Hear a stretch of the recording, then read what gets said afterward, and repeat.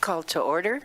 Welcome to the City Council work session joint with the Ranch Advisory Commission this Tuesday, July 8th, 2025. And we will begin this work session with public comment on non-agenda items.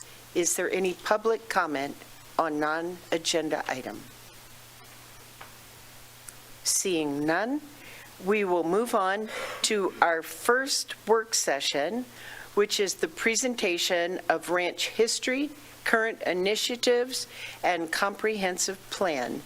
And Ben, Director Levin will welcome.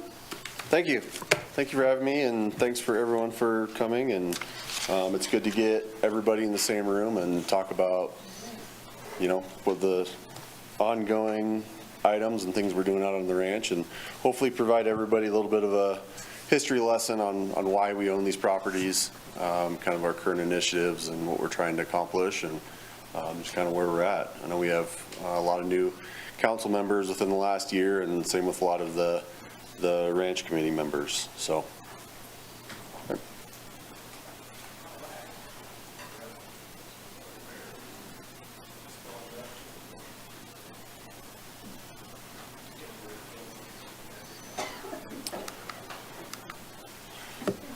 just to start, just wanted to maybe not remind everybody, but just kind of put this in the forefront is why does the city of Laramie own these properties? And the number one reason why the city purchased these historically and just recently with the Hart Ranch is they're owned and operated as a public water supply asset. First and foremost, they were purchased for the water rights for a potential eventual transfer from agricultural use to municipal use. It was a very, looking back in 1981, it was a very thought out process and a very good thing that the city did. We're in a very good spot for water. A lot of cities and municipalities across the West are not as fortunate as we are to have the quality and quantity of water that we have. So I think it's always good to remind everybody why we own these. Again, the number one priority is protecting and exercising these water rights for that potential transfer to municipal use. And with water rights, if you don't use your agricultural water rights, you don't get to keep them. So that's why we run a full ag production out on the ranch. We do the best we can to exercise those rights to our fullest, use all the water that we are righted, and that's how we protect those rights. So, and regarding that, all decisions on the ranch have to take into account, is this in the best interest for protecting, exercising our water right? So,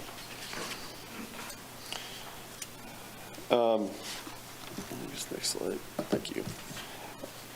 I thought I'd just review kind of where our water supply comes from, just real quick. We really have two sources right now. The Laramie River, we get about 10 cubic feet per second off the Laramie River currently, goes through our water treatment plant down towards Woods Landing.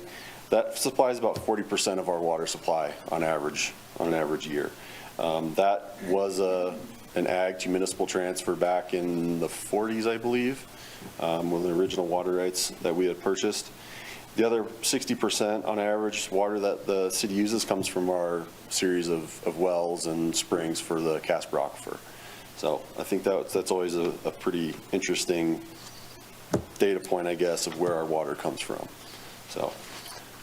And we'll talk a little bit more once we talk about the water rights that we have on the ranch. But a little history and background. The monolith was purchased by the city in 1981. It was owned by the Monolith Portland Cement Company. They actually went bankrupt. From the Monolith Portland Cement Company I believe they were bought by the current Mountain Cement, which now still operates on the adjacent property of where they used to be, but essentially they went bankrupt, offered it to the city for sale. It sounds like there was some controversy in doing that back then. Eventually the city got the go-ahead to purchase the ranch back in 1981. It was bought for $3 million. Original size was 13,000 acres. It's down a little bit from then.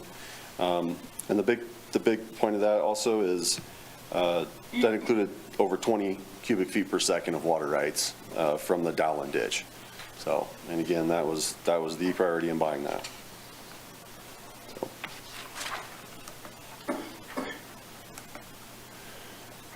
The Hart, or the Bath Ranch, the Bath Ranch is the old name of the ranch, I guess, the old family name. The Bath family owned it since the 1920s up until 2022 when city purchased it. Historically, it was called the Hart Ranch. That's why we're kind of dropping that family name and going with the historical name of the Hart Ranch. So, purchased in 2022. It's a really interesting piece of property. There is a ton of history on it. It is one of the oldest deeded ranches in Wyoming. Certainly in the Laramie Valley, has a lot of history on it. The city, again, purchased this for the water right as it came up for sale. The total ranch was over 8,000 acres, with the city buying 4,600 acres of that. It's very similar to the Monolith. It is river bottom, riparian areas, irrigated hay fields, and some uplands that make up that ranch. The balance of that, 8,200 acres, the Conservation Fund purchased the rest of that, which is down towards the Wildlife Refuge, National Wildlife Refuge. Purchased mostly for wildlife habitat, conservation purposes, things of that nature. So, again, the 4,600 acres that the city purchased included all the remaining 10.56 CFS of the water rights for the Dowland ditch that comes off the Laramie River. So, and that is the number one priority. We have number one priority in all the Laramie River system, all the way from the border all the way through Wheatland, Pioneer Canal. So we're in a very unique situation to have that number one priority. So this next slide just shows kind of the footprint of the ranch. The purple shaded area is the Monolith Ranch. As you can see, cities up there in the top right, and that main road coming down straight to the south is 287. So the ranch is split on both sides of 287 all the way back to the Laramie River. And hopefully all of you have either been out there at some point, or if you're interested, we're always happy to give tours. But again, it's split between the river bottom, riparian, irrigated hay fields, and then a lot of the typical drier uplands areas that you see in the Laramie Valley. So the green shaded area is the Hart Ranch that was purchased in 2022. It's separated out a little bit between some sections. That road that kind of goes diagonal, that Sand Creek Road. So there are some further out sections, and it's not all contiguous like the Monolith mostly is.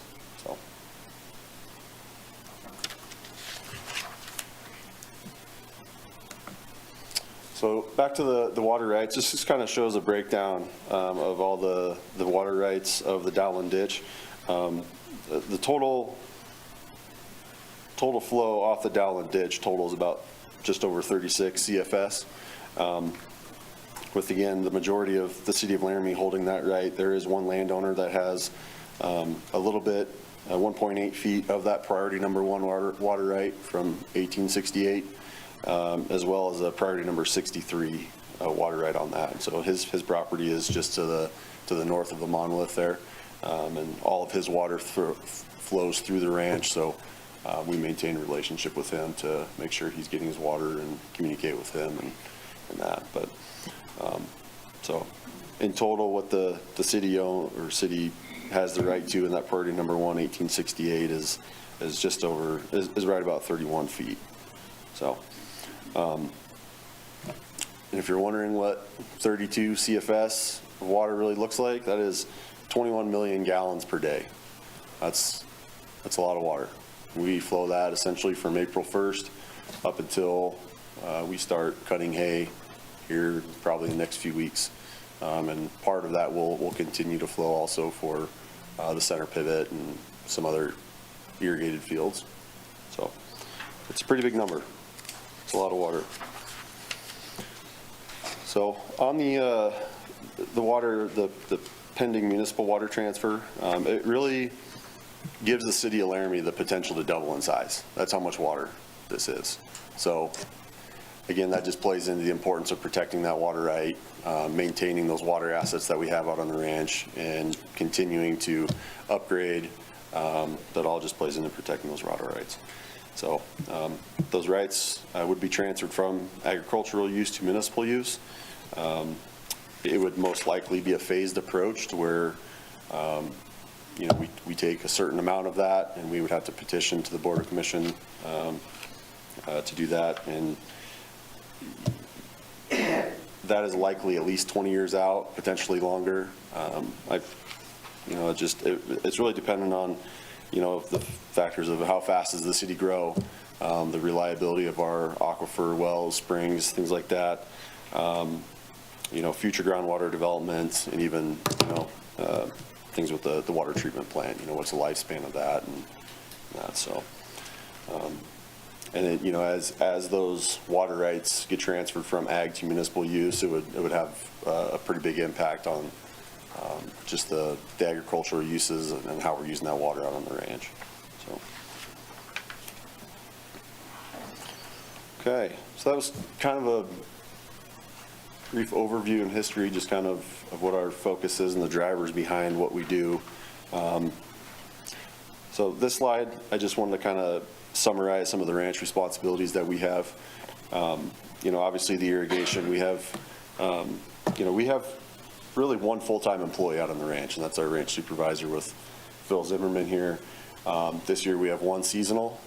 She's, from what I hear, one of the best seasonals we've had.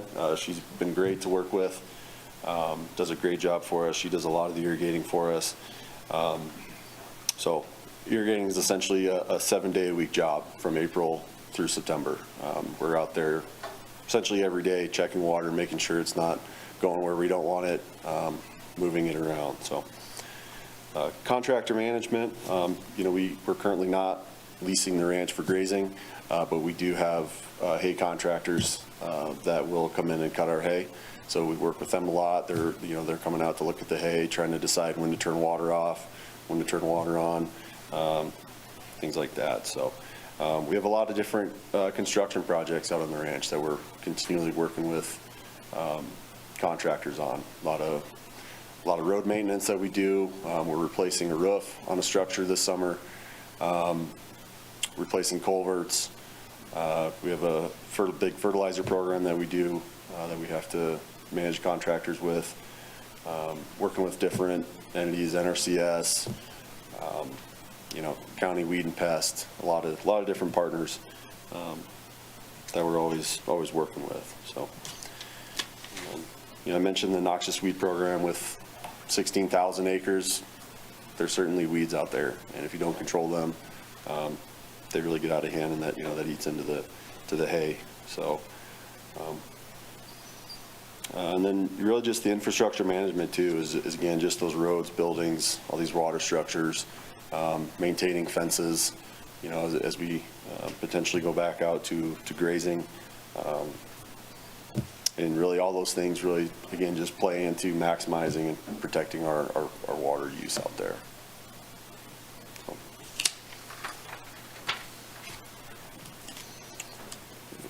Moving forward.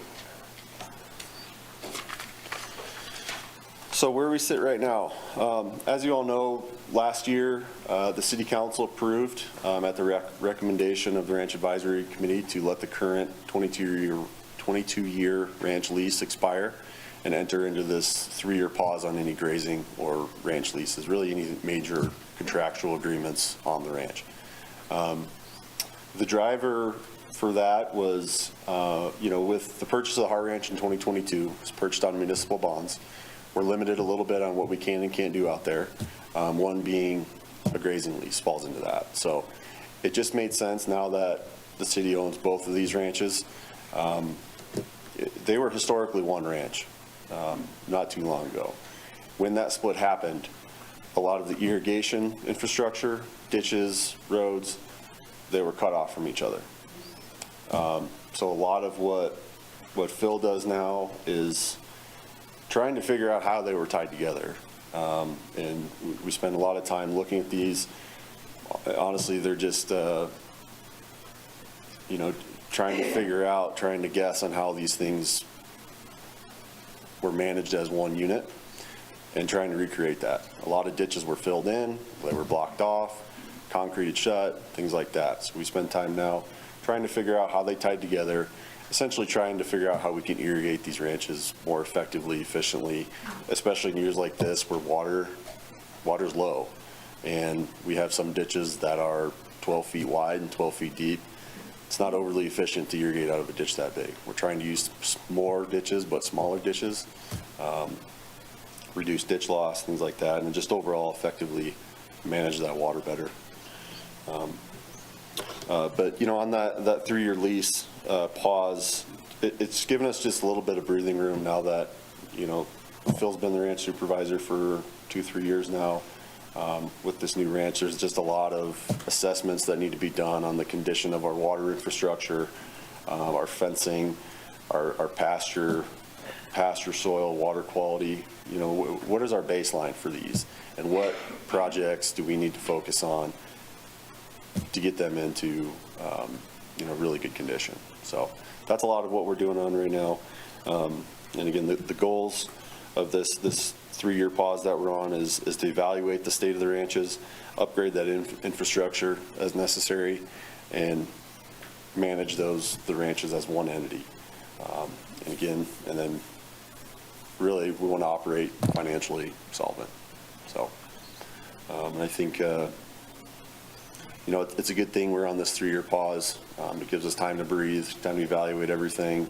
You know, and we are still, like I said, we're still paying it. So that'll be a pretty good financial revenue stream for the city. So.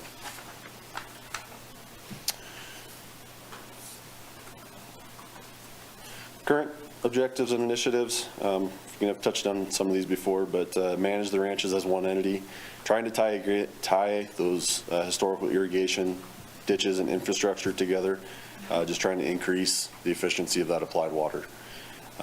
Prepare for potential grazing lease in 2028, which really includes, you know, fencing off riparian areas on the Hart Ranch, which has never been done. We don't want, if we do go out for lease, we don't want cattle in the river. You know, having a more concrete soil health plan, rotational grazing plan. You know, we've updated through the NRCS, partnered with us on or LRCD to update our carrying capacity, so we know how much cattle can these meadows and fields and pastures handle. So we have you know, we want to operate these things conservatively and keep the range health as healthy as can be. So infrastructure upgrades, as you all aware, you know, the Dowland diversion is getting upgraded here very soon. September 1st, that project's supposed to kick off. We're really excited for that. That's going to be huge for us, just if nothing else for a safety aspect.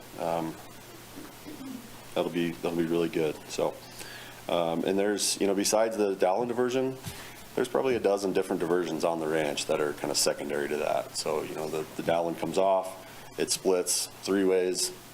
Those 3 splits again split 2 or 3 ways. There's a lot of old, you know, just assets like that on the ranch that I'll say had deferred maintenance on them. Just, you know, a lot of them are 50, 60, 70 years old. So it's, you know, if we're going to continue to operate the ranch as we want and focus on water rights and protecting those, now's the time to really evaluate those and figure out where those upgrades need to happen. So, and again, the fencing, roads, culverts, livestock infrastructure, fencing, things like that. So,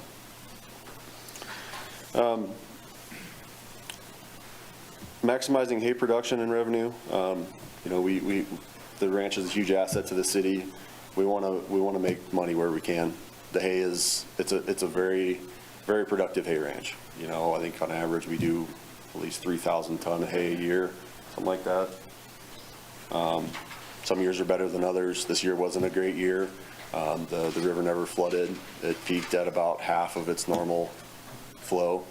But with that, you know, we still have 32 feet of water, and Phil does a great job of irrigating, and we're going to have plenty of hay. But you know, there's certainly peaks and valleys to that. But and the hay production is split into 3 contracts with the monolith, the heart, and then the center pivot. The reason behind that is really the quality of the hay is different between the 3. So. Other initiatives we're working on is really just building an inventory of tools, equipment, supplies to manage the ranch. You know, said that when we had a lessee on the ranch for 22 years, from my perspective, it was kind of just tossing the keys and they manage the place. And now that the city owns the Hart Ranch, we're tying those back together, kind of pulled those keys back into us to do a lot of these maintenance and different upgrades and just keeping things in good shape, whether that's just replacing culverts and potholes on the road.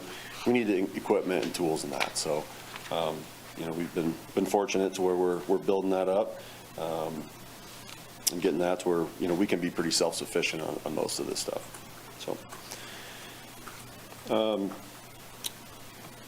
one of the last things on here is creating a comprehensive ranch plan. That's kind of why one reason we're here tonight is just to kind of throw out, you know, where our ideas are on that and kind of where we're at. And really all these things that I've mentioned so far build into that comprehensive plan. It's kind of I see it as an SOP for all these different aspects of the ranch. That's managing the water, the soil health, the rangeland health, the infrastructure, the historical buildings on the ranch. All those things need to tie into it, you know, some public access and that. So it's trying to get all these thoughts, ideas, procedures in one document. And it's not going to be a document that we just finish and file on the shelf. It should be an evergreen document to where we might try something for a year and decide, well, that didn't work. You know, we're going to update that section and it's going to be continually updated and just a working document for us to use. So what needs to be completed? You know, the comprehensive plan, the assessment projects, a lot of these are ongoing. The fencing inventory, water infrastructure inventory. On that water piece, we've had some consultants out to start looking at a lot of these different assets that we have. These aren't simple structures. You know, they're not as advanced as the downland. This is a picture of the downland diversion that you see on the screen there, and as you can see, it's pretty old. I think we believe that to be 1920s, somewhere like that. This thing continually breaks. It's time for replacement. I think the timing is good. I mean, we had one of those are steel gates on there. One of them snapped in half this year. I mean, that's, so, you know, and we routinely have to get, I say we, I mean Phil, routinely has to get into the river and fix things. So timing is good. It's ready to be replaced. But like I said, there's a lot of kind of secondary structures like this throughout the ranch that will need attention. So, and then, you know, really just assessing all these different things that really play into the ranch and what we're trying to accomplish. So, you know, and with all those projects, those are going to cost money. You know, a lot of those things can be done by us. Certainly some of it will be above Phil and I's skill sets.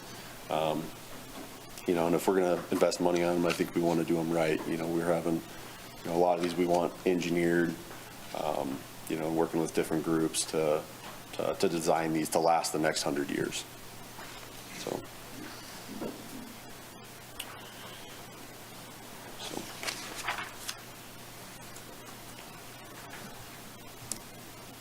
So this comprehensive plan that we've been discussing, this is the kind of the table of contents that I'm working off of right now, and this will more than likely continue to grow as we think of different aspects that we want to include in it. But I won't go line by line, but really just kind of an introduction that gives a baseline of, you know, what we've been talking about, the purpose of the plan, the purpose of the ranch, just give some backgrounds and priorities of what we're doing.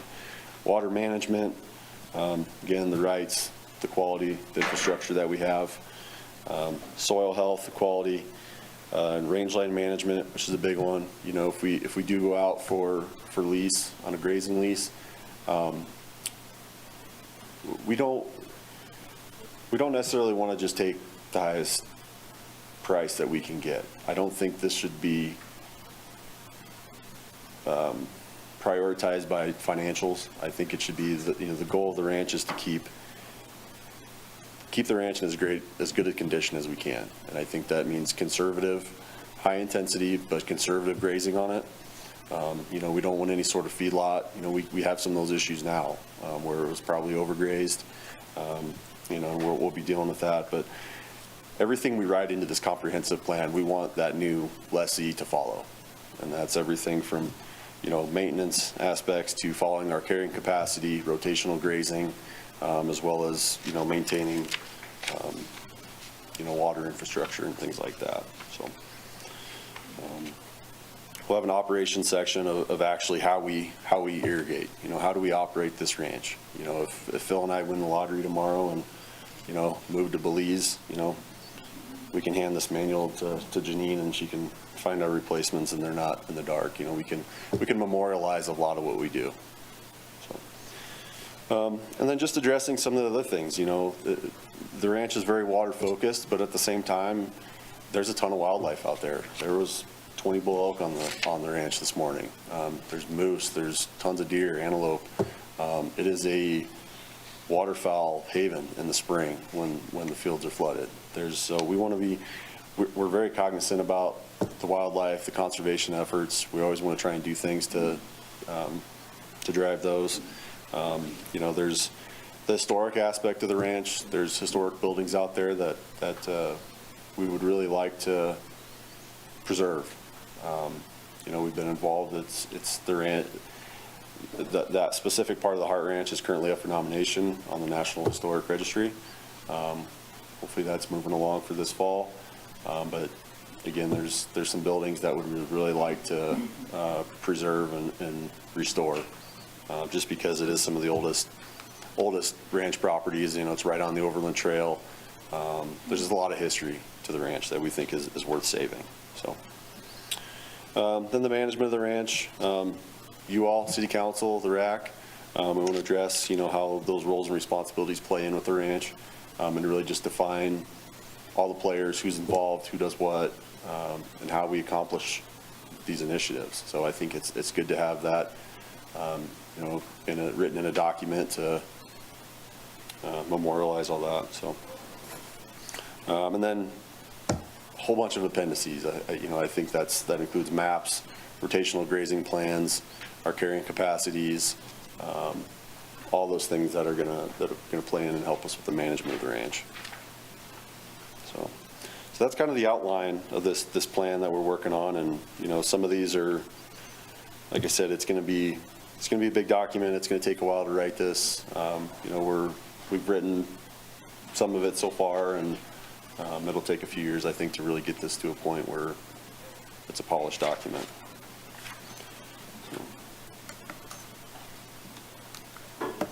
The timeline,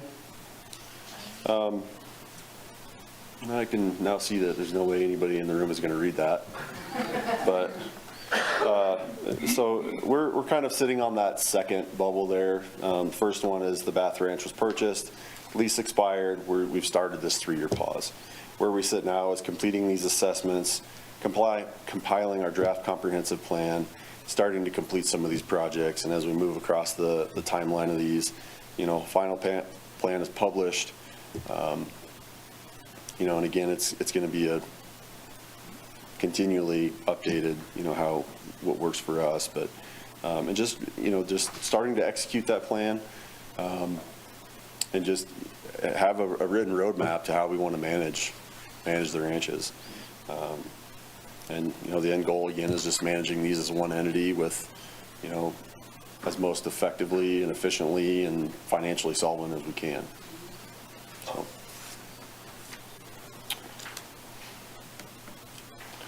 Our current challenges, I've mentioned it a couple times. There's quite a bit of degraded infrastructure out there, and that's really on the water assets. Obviously, with the Dowland, we're addressing that, and the good thing is the Dowland, is a $2.5 million project that is by far the biggest, most important asset on the ranch. That is what diverts water out of the river into our system of ditches. The other, I'll call them ancillary assets that we have downstream of that, much smaller. I mean, some of them probably still need to be engineered, but they're, some of them are as easy as a culvert with the slide gate on them. Some of them are concrete structures, but they're nothing to the extent of the Dowland. So don't want to scare anybody off on that. Other challenges we have is just more frequent droughts and water availability issues. We do have that #1 priority water right. I would say to be a good neighbor and good steward of the land and just in the Laramie Valley, we try not to use that. We have the right to make a call and essentially shut off everybody else on the Laramie River until we get our full water right. We really try and work with the neighbors, work with the Pioneer Canal, other water users on the system to do that. But a year like this, like I said, the river peaked half of its normal max flow this year. Water's pretty low. There's a lot of people not getting their water. We've struggled with it a little bit, but and less water means more time to manage it too. We're constantly having to move water around. Managing public desires while protecting those water rights. We do offer public access to the ranch. We have the hunter management area. We have the public fishing access. And our goal is to provide more public access, but it has to be with protecting those water rights in mind.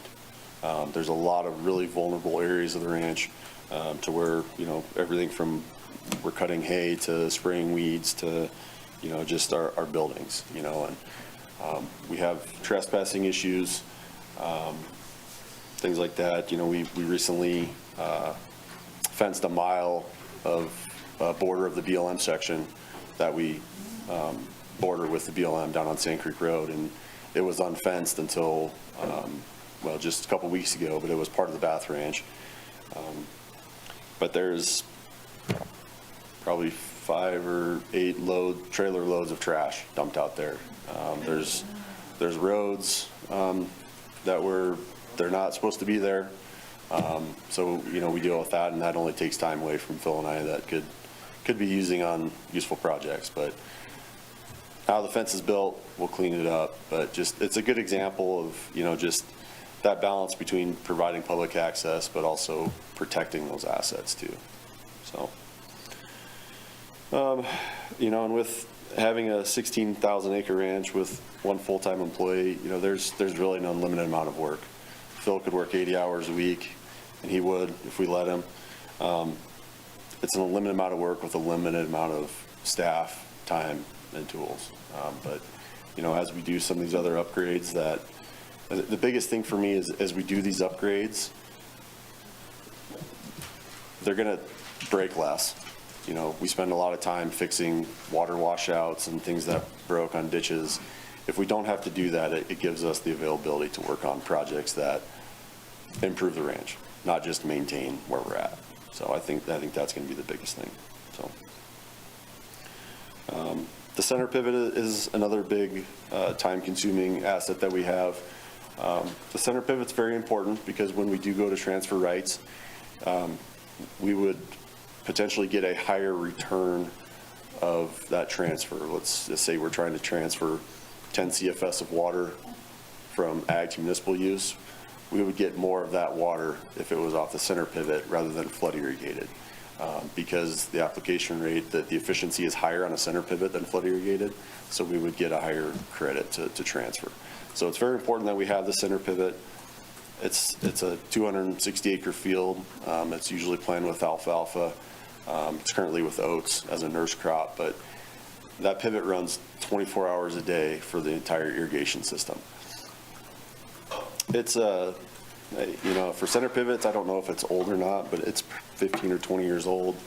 But it breaks down. I mean, it's a system that takes a lot of babysitting, and we're constantly repairing it, trying to fix it, make sure it's working, and it's a great asset to have, but it's also a point of risk for us a little bit. It's just as far as if it does go down, it could be catastrophic. I mean, you could lose, the whole crop on that. So, but we're trying to that's one thing that we've discussed with the RAC, and Chris has helped a little bit on that. Just trying to figure out what's our best crop on that to maybe reduce some of that risk. Does alfalfa make the most sense?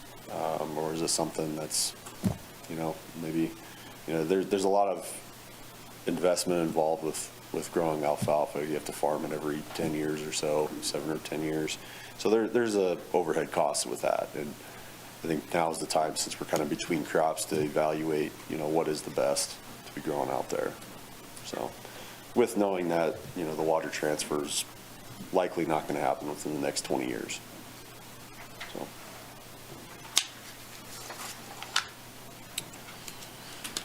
All right. So I thought it'd be good just to bring up the Ranch Advisory Committee.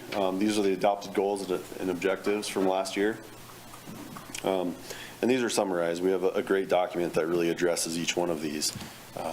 And we've reviewed these in recent RAC meetings, and we've got a really supportive and diverse group on the RAC, and it's very helpful. We've got soil scientists, we've got a fisheries biologist, we've got Jim with our council liaison, and he's a big advocate for the RAC and for us, and so it's good to have a pretty diverse background of folks on that. So. But just, again, everything that we've talked about is aligns with our goals and objectives. It's water, soil, financial transparency, upland, pasture, and rangeland management, and keeping that as high quality as we can. And then the open space, public access, wildlife habitat, and then just the land management and oversight.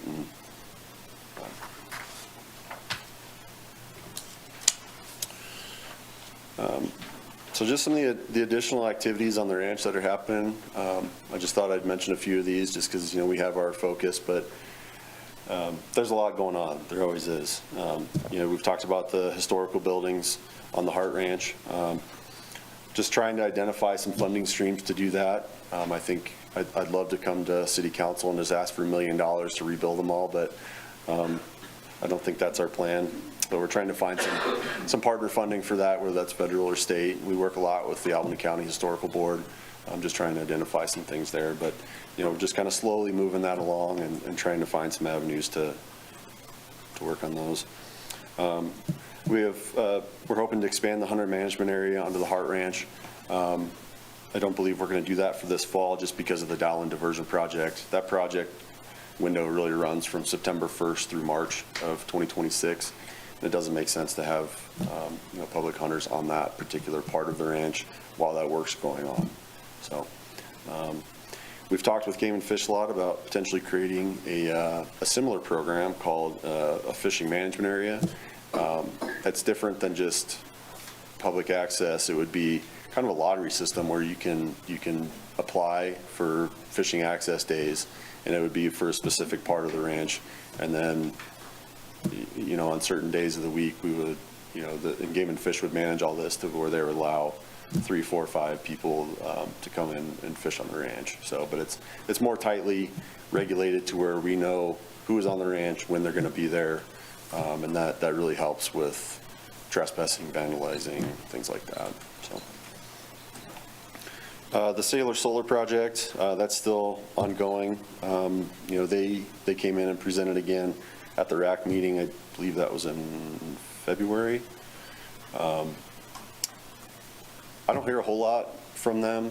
We have a few emails back and forth occasionally, but essentially I believe where they're at is they're really trying to find a buyer for that power. I don't think they've identified anyone that is interested in purchasing that.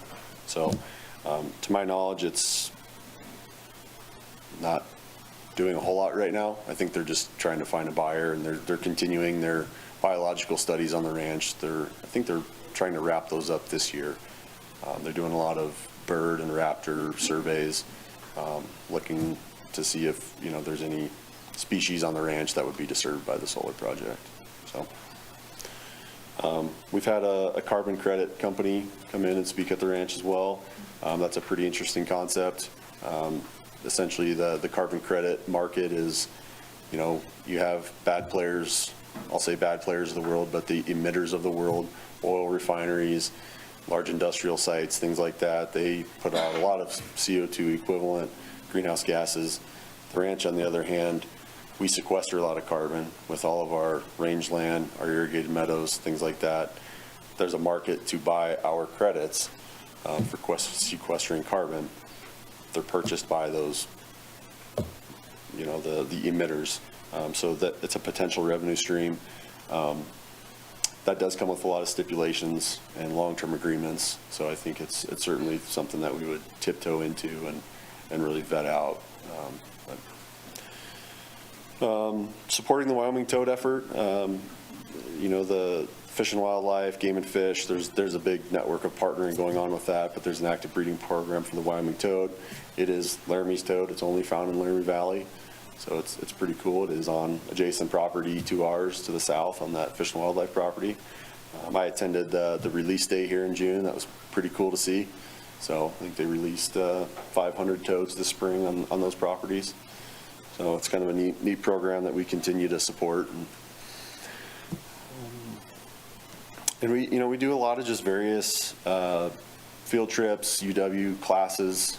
We had about 40 students and faculty out I think it was in May. It was a agroeconomics class, I believe. We come out and give them a tour of the ranch, just talk about everything from how we manage water to our hay, all of it. And we spent, I think, 3 hours out there just doing that. And I know Phil's done a lot in the past too on those type things. So we've got some good contacts within UW, and we try and leverage those for questions that we have, but also we try and provide those opportunities for those classes to come out. So within the city, we know we do a lot of mapping. We have drones that our engineering team loves to fly, so we try and have them out as we can, and the mapping helps us too, just as far as having good maps when we fertilize or when we build new fence. We use them on that BLM section to come out and mark property lines for that. So work with that group a fair amount too. And I just wanted to, last slide here is just mentioning our partners.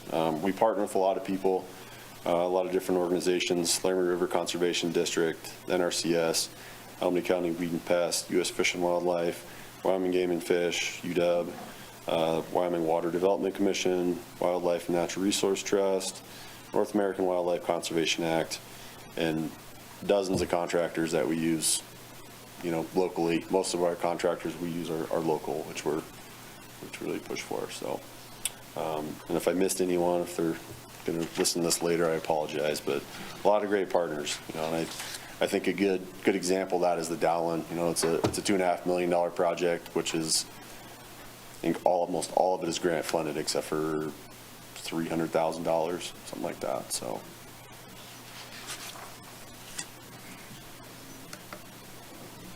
Honorable Mayor, with that, I'll stand for any questions. Thank you very much for your presentation. And next, I'll turn it over to councilors and commissions for any questions and or comments.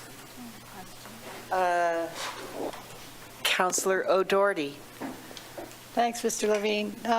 When you were talking about that you have to put this puzzle together of how the two ranches, how the irrigation systems work together, that seems like a good master's project for somebody that's doing remote sensing and geography or something, because I imagine that you may have already figured it out, but I was just thinking that a lot of that stuff leaves an imprint long after it's gone, and so I was wondering if that's one of the things maybe you've considered having a grad student map that out for you and make a master's degree out of it. Thanks. Yeah, Mary, through you. Not specific to that project, we haven't, but we've talked with UW about doing some rotational grazing plans and things like that. The interesting part about what you're talking about is our irrigation season's fairly short. The easiest way to do it is to turn the water on and see where it goes. Honestly, it's that simple on some of it. We get the backhoe out and we dig out a ditch, and we do have some tools. We have a laser, so we can take some elevations, and we think it's going to go this way and see where it spreads. So it could be a potentially interesting project though to throw at somebody though. But a lot of what we do is honestly, they're just experiments. We dig out a ditch or we pull a culvert and reroute the water this way because it looks like that's what they plugged up when those ranches split, and we just kind of see what happens. And we've had fairly good luck on that so far, to where most of the time it does what we want. But I mean, water always runs downhill, but some of those experiments are just that easy. But you're talking about a huge scale though of hundreds of acres sometimes. Follow up?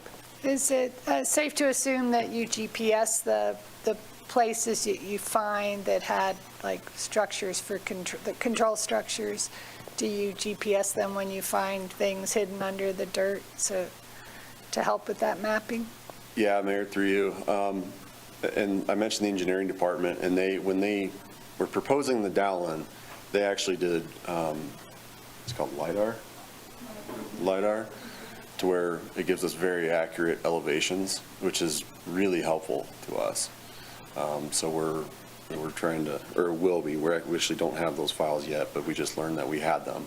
So we're doing that. Counselor Freed? And you Yeah. Oh, Go ahead. yes. Steve? Yes, I wanted to comment that we have had master's students do projects out there previously. A couple of years ago, we had a soil student that went out and did an intensive mapping of the Pioneer Canal, or Pioneer Pasture, I mean. And that was quite helpful in terms of identifying some of the really critical soil issues out there. So there's an opportunity to do that, to interface with UW in terms of some graduate students. Yep. Thank you. Counselor Freed? Yeah, thank you, Mayor. And thanks, Ben, for the presentation, and Phil for being here. And also the members of the RAC, Chris, Steve, and Amy, who's the chair, for those of you who don't know. Really informative in my 5 months of being on the RAC, I guess 7 months now, wow. But my question that came up in my mind in this presentation is, like, going back a few years, maybe before this pause, what has historically been the most profitable part of the ranch? And obviously, we're managing this piece of land for the water rights, and the city has been amazing at getting those water rights for the community and for this piece of land. But if you could speak to that, or someone could, I guess just, is it the hay production? Is it grazing leases? And in your mind, what has been or what could be maybe the most profitable from your expertise? Yeah, if we're just, Mayor, through you, if we're just talking about, revenue streams, it's going to be the hay production. I said on average 3,000 to 4,000 tons a year, which is a lot of hay. I mean, a semi-truck holds, I think, 30 tons, 24 tons maybe, something like that. If that puts it in perspective, how much hay is on the ranch. So it's a lot. And so like I said, the 3 hay contracts are split into 3. But generally, our meadow hay is going to be somewhere around $115 a ton. So that's a pretty good revenue stream. I mean, I think we're expecting a few $100,000 in revenue just off the hay this year. Back to your question, historically, what has been the most? Well, when the monolith was leased, they paid an annual lease payment to that, and then on top of that, they paid for the hay. However, it was not by the ton, it was just a flat fee. We don't have great numbers on the production of that because it was just, they cut it, they used it, and that was just kind of on them, to my knowledge. I believe the last lease was $45,000 a year, and we got roughly $40,000 in hay on top of that. Does that sound close, Phil? Anybody? Yeah, you want the hay numbers? No, but I mean, so if that gives you a general ballpark, and again, that was before the heart was purchased. The hay ground almost doubled with purchasing the heart. So, but to give you an idea, I think we're expecting, let's say, 3,500 tons of hay at 100. Even if you used $100 a ton, I mean that's $350,000. So it's significant. As far as a potential grazing lease, those grazing leases, from what I've learned, are usually done off of an AUM. An AUM is an animal unit month, which is essentially it's a stocking rate of how many animals you can put on a per acre basis. So I couldn't even tell you what a fair grazing lease would look like. Thank you. Further questions or comments? Counselor Vigil. Thank you, Mayor. Thanks for being here. This was awesome. This is so informative. I learned a lot. To further my learning, when do you all do tours? Mayor, through you, we're happy to do them anytime. Yeah,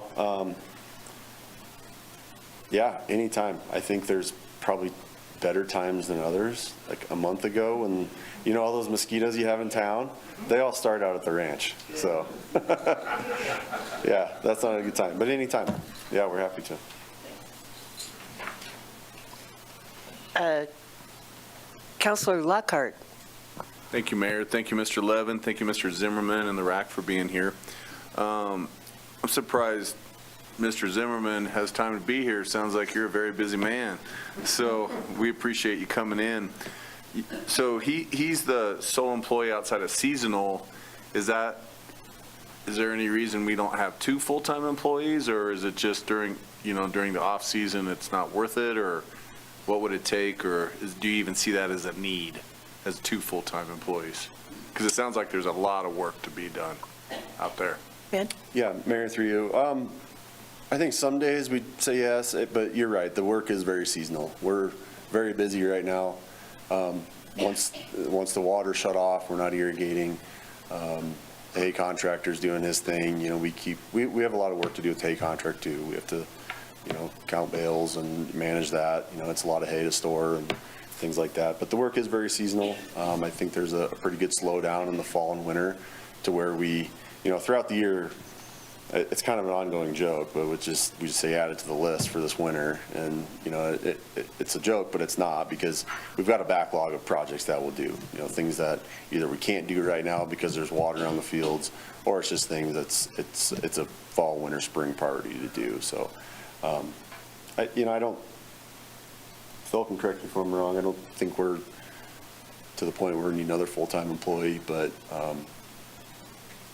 and I wear a lot of hats in my role too. I do everything from come here and present to doing the EAC, the city's emissions, things like that. And I go operate a backhoe for Phil too, or I'm not afraid to use a shovel, which I love doing. That's what I love about this job so much, is I get to do a little bit of everything. So. City Manager. Just to piggyback on that, part of this 3-year pause and coming up with an operational plan that can take us 10, 20 years into the future is to assess, one, we haven't been on the Monolith Ranch in 20 years in a full-time way, right, until this year. And then the Bath Ranch, or Hart Ranch, we've only had in our portfolio for a couple years now. So we expect in this 3-year pause, we'll be learning a lot. We'll be pulling together that operational plan. And a big piece of that, of course, is understanding what the staffing needs are out there. There is always the potential that we may end up leasing the ranches or ranch into the future. And so for that reason, we've chosen to use temporary or contract labor to fill in the gaps during the high season while they put things on the list for winter, right? So definitely something, I think, Counselor, that is important to be thinking about, and we'll be learning a lot about that in the next couple of years and understanding what that need is long term. Thank you. Thank you, City Manager. We'll go over here, and then I'll go to you. Vice Mayor. Thank you. Lower my hand here. Thanks so much for the presentation, and to the RAC for all of your work. Really appreciate all of the efforts that have gone into this. I am curious if there are opportunities to take some experimental approaches to some of the land use on a small portion of the land, and have you looked at what those might be? I have no idea what those would be, but just curious if you all have explored what some kind of interesting approaches could be. Yeah, Mayor, through you. One thing I've learned, in my role is everybody has an idea for the ranch, and we welcome all those ideas. some are realistic, some are not. You know, we get all sorts of requests, you know, just people that live adjacent to the ranch, they want to lease it to pasture their horses in. You know, somebody wants to build a mountain biking trail, somebody wants to, you know, whatever it is. I think, you know, part of this 3-year pause too is taking some of that feedback and see if there's some smart ways we could incorporate that for public access. But I think, you know, I think the city just wants to be open to ideas. You know, we have this potential solar farm, we've got potential carbon credits. We know we have the agricultural side of things that we do that's not going to go anywhere, but there's also some lands within the ranch that are really not that sensitive and really don't play a role in those transferable water rights. So there is potential for some things like that. Thank you. No? Sorry, Mayor, I was just going to tell you that Councilor Richardson, or Vice Mayor Richardson, Oh, had a thanks. Well, I appreciate that. Any further comments or questions from councilors or commissioners? Okay, Councilor Freed. Thanks, Mayor. Sorry, I came up with a I comment. knew I could get another out of him. Well, yeah, thank you. I guess I just wanted to say, too, that the RAC, and, you know, Amy's been a part of this, and so have Chris and Steve.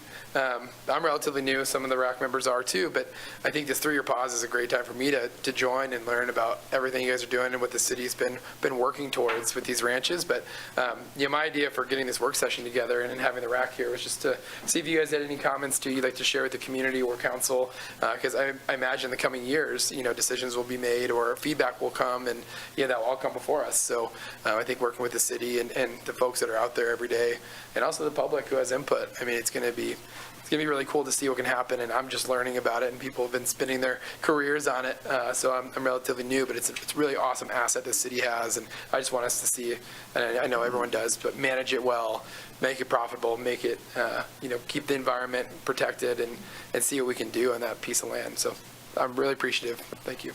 Thank you. Comments. Commissioner Bove. I just wanted to say that we've had a lot of discussion about the ecosystem services and other aspects that the ranch provides. Obviously, first and foremost is the water rights. That everyone involved in purchasing those ranches should be commended forever. It's just great management. But now we have these ranches that the city that every person in the city has a part of, and they provide so many more things than just water rights and revenue stream. And I would caution any decisions that limit that ranch in the future. I have concerns about the Sailor Solar, for example. That could balloon into a very big thing that can't necessarily be reversed. And so that's about all I have to say. Thank you. Commissioner Williams. Thank you, Mayor. I wanted to just ask a question. When you were giving the presentation, Ben, when you talked about Laramie water supply, the two sources, the Laramie River and the Casper Aquifer, you said 40% of the supply was, of the Laramie supply was transferred. What year was that transferred in? Mayor, through you, I believe that was in the 1940s. That was an original water right they bought back then. But we didn't own the monolith in the 1940s. No, not the monolith.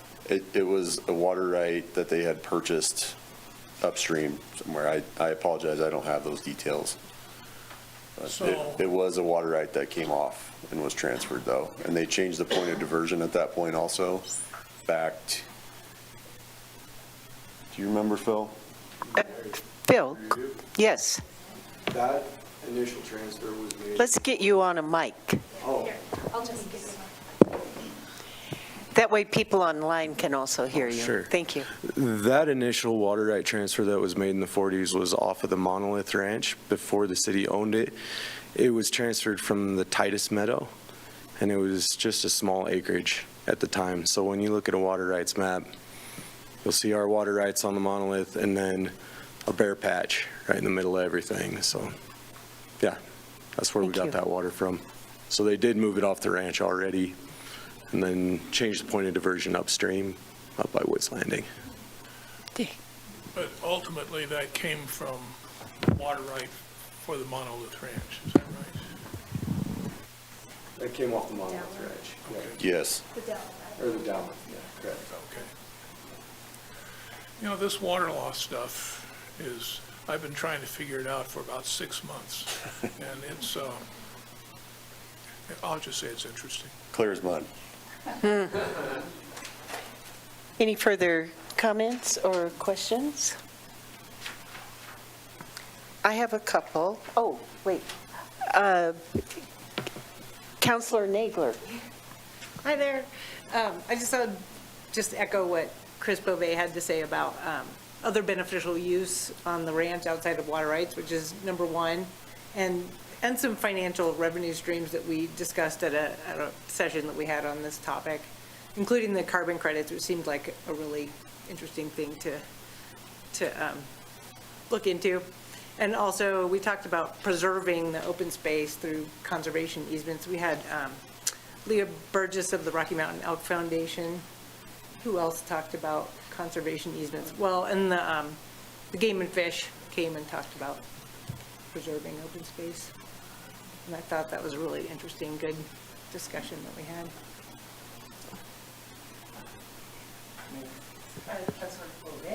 Thank you. And there's revenue, potential revenue with these different sources that, you know, like the carbon credits could be a continuous revenue, and you could get potential revenue for an easement, or, you know, and all those are flexible to whatever the city would want, of course.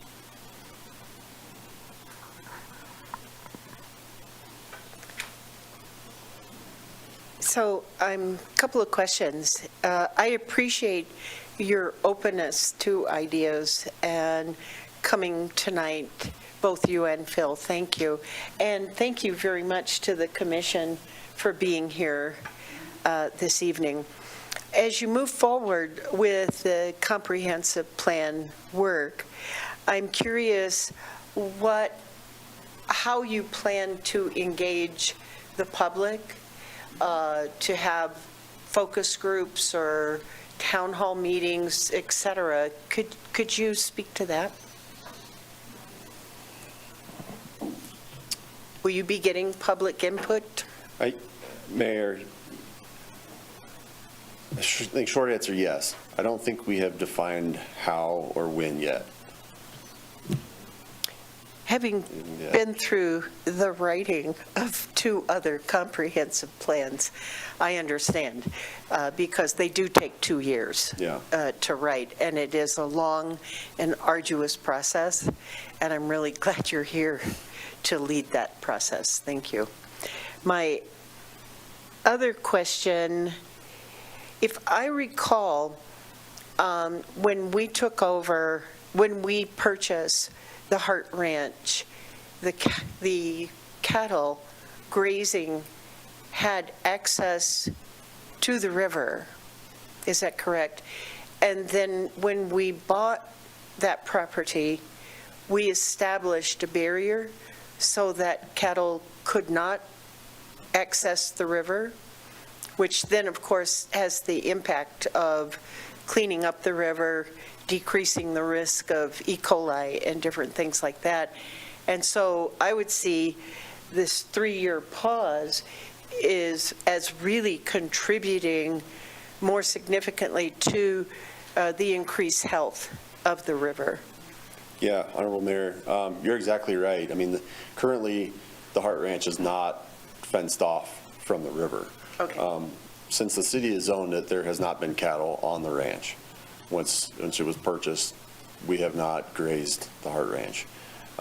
That is part of this assessment project, and that's going to be a big project to do, because there's 5 miles or so of river probably that has to be fenced off from the meadows. And everybody's in agreement, you don't want cattle accessing the river. You know, we're trying to get away from, they call them water gaps, where cattle can access the river, and it's, you know, It's not what you wanted. So then, as you move forward, that would be a consideration because you would not have cattle grazing unless you would have that 5 miles fenced to, or have them in a fenced off to prevent any type of contamination to the river. Yeah, Mayor, that's correct. That would be one of our big priorities. If we do go back to a grazing lease, that fencing would be completed before any cattle were allowed on. Yeah. Okay, That's one of the bigger projects that we have to look at. very good. Any, yes, Commissioner Nagler. I could just add a little background to getting cows out of the river, which I think is an awesome idea. The Bear Livestock was working towards that goal. They never quite got there, but they have a nice demonstration you should go look at of putting in a shallow well and a solar pump that provided water for the cattle that, well, they don't, it's adjacent to the river, but they don't go into the river. And there was one gap still that they had where the cows did go in the river, but more of those would be a great thing. I'm glad you mentioned that because we did get a little work session on the solar pump, and I had forgotten that until you mentioned it. Thank you. And Councilor O'Doherty. I'm sorry, I know that the mayor was waiting to have the last word and then, but I was thinking when Commissioner Beauvais was talking about the ecological services or the ecosystem services, and when you look at that, the aerial view, and you can see how braided that valley is, that's a big floodplain, right? So I assume, is it safe to assume that that protects us some in, because the water can spread out and not just rush through town and take out the mobile home parks? Is that floodplain wide enough and available enough for overflow? Yeah, Mayor, through you, are you just talking about like flood mitigation type issues or, yeah, I mean, the river's not channelized through the ranch. I mean, I think the river's kind of still natural to what it has been for the last 100 years. So even, I mean, to give you an example, there's a lot of old oxbows and things, and a lot of our hay ground is not actually irrigated by us. It's irrigated naturally, except years like this. But even the old monolith house sits 100 feet off the river and it's never flooded. So just some of it floods, some of it doesn't. But I will say the city is not contributing to any flooding issue, potential flooding issues in town. If that helps. I enjoyed the part, also your part about the Wyoming toad. And I will tell you, well, most of us have a picture of the sticker of the Wyoming toad that announces its return. And council had the opportunity to meet with the public by tabling at Freedom Has a Birthday. And we had the toad stickers as one of our giveaways. And it was the most popular thing. And the kids just loved hearing about it. And then they'd ask, can I please have another one to give to my friend? And so we're going to try to get some more of those. And Nancy and I are wanting to get just a little one-pager about the toad and that it was almost extinct and now it's back. And so maybe we can get a few items, just some bullet points, so that when we talk to people, we even have deeper, interesting things, but people are fascinated by it. Yeah. And I appreciate that. And that this piece of land is the place where it lives in the world. It's kind of amazing. Yep. You have one more question. One more? Where Can I is it? see your hand, Mr. Steve? Oh, Commissioner Williams. Thank you, Mayor. I wanted to just say something about the potential for floods from the Big Laramie River, there's tremendous potential for floods. You know, we've had floods in the 50 or so years that I've lived here. We've had some floods where ranches that look like they're far enough from the river that they won't be flooded, that wind up being flooded. The Laramie River, the variability in the amount of flow there it's fantastic. You know, this is a very low year, but it's not the lowest by any stretch of the imagination. And some of the highest years, I think it was 2001, there was a high year. I've gotten a lot of data from Jay Smith recently, and I'm trying to look at how the variability of the river, how it goes from one year to another. But there are years where it's 15 times more than what it is this year. Yeah. It's very, very interesting, but it certainly has a lot of impact on us and in the city of Laramie, and certainly some of the ranches downstream. Yep. Thank you. City Manager. Mayor, if I could just mention something about the toad. So U.S. Fish and Wildlife is the source of our Wyoming toad stickers, and I'm sure that Mindy Meek can get us some more, but they also have some really fantastic public online information about the Wyoming toad that I suspect may already be in some sort of short one-pager or pamphlet form, but we can look into that. Nancy. We can look into maybe providing that, as we will be tabling 4 times this season at the market. So this would give us an opportunity to bring that information out. Well, with no further comment or questions, I would like to ask the public, is there any public comment on this agenda item? Yes.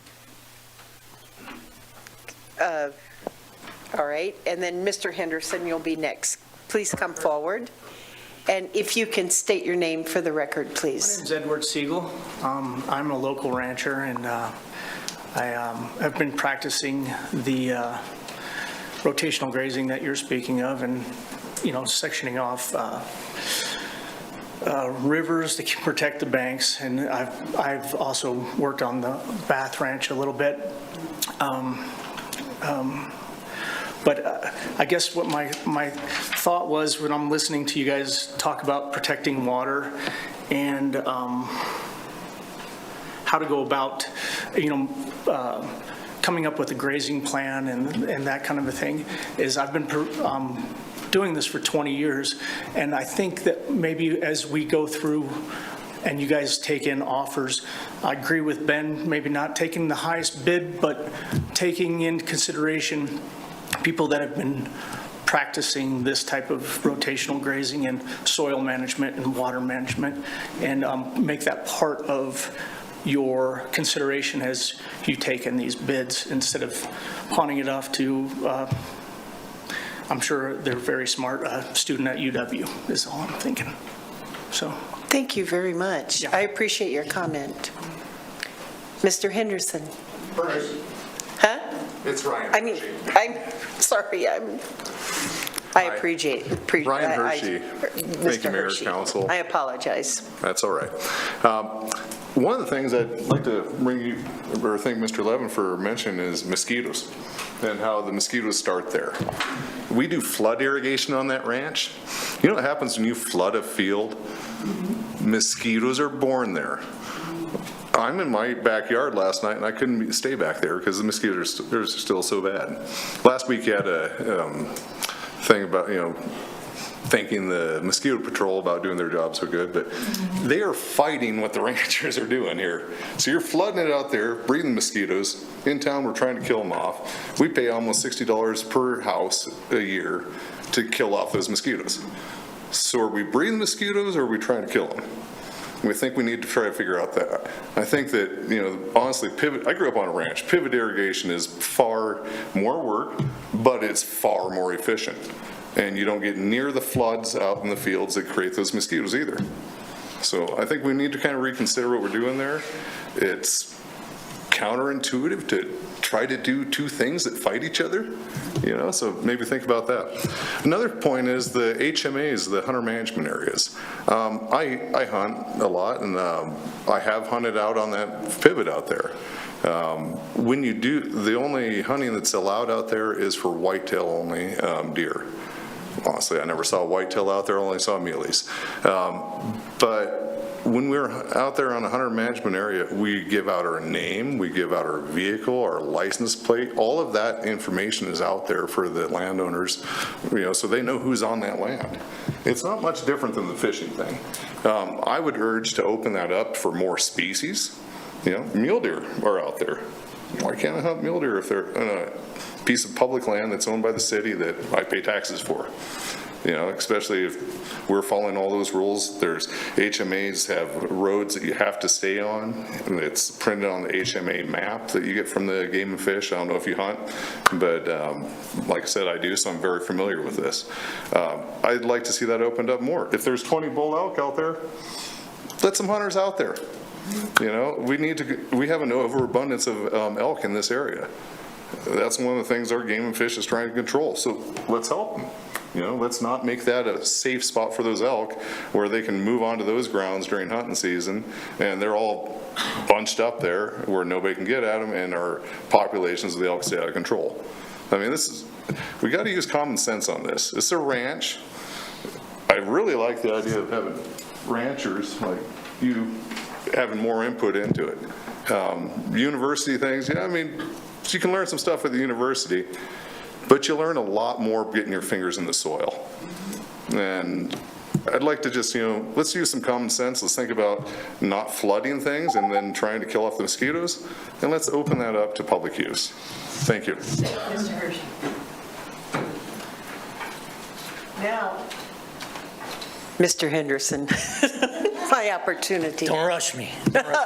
Thank you, Council and Commissioners. The thought I had is potentially time lost can be revenue unnecessarily lost as well. I would like to see that the hunter management, fishing management be considered for some revenue, perhaps in the 3-year pause period as one time frame for request for proposals with licensed guide services that could be required to uphold certain standards that might prevent littering and so forth like that, or provide a layer of accountability for that, should that arise with that use.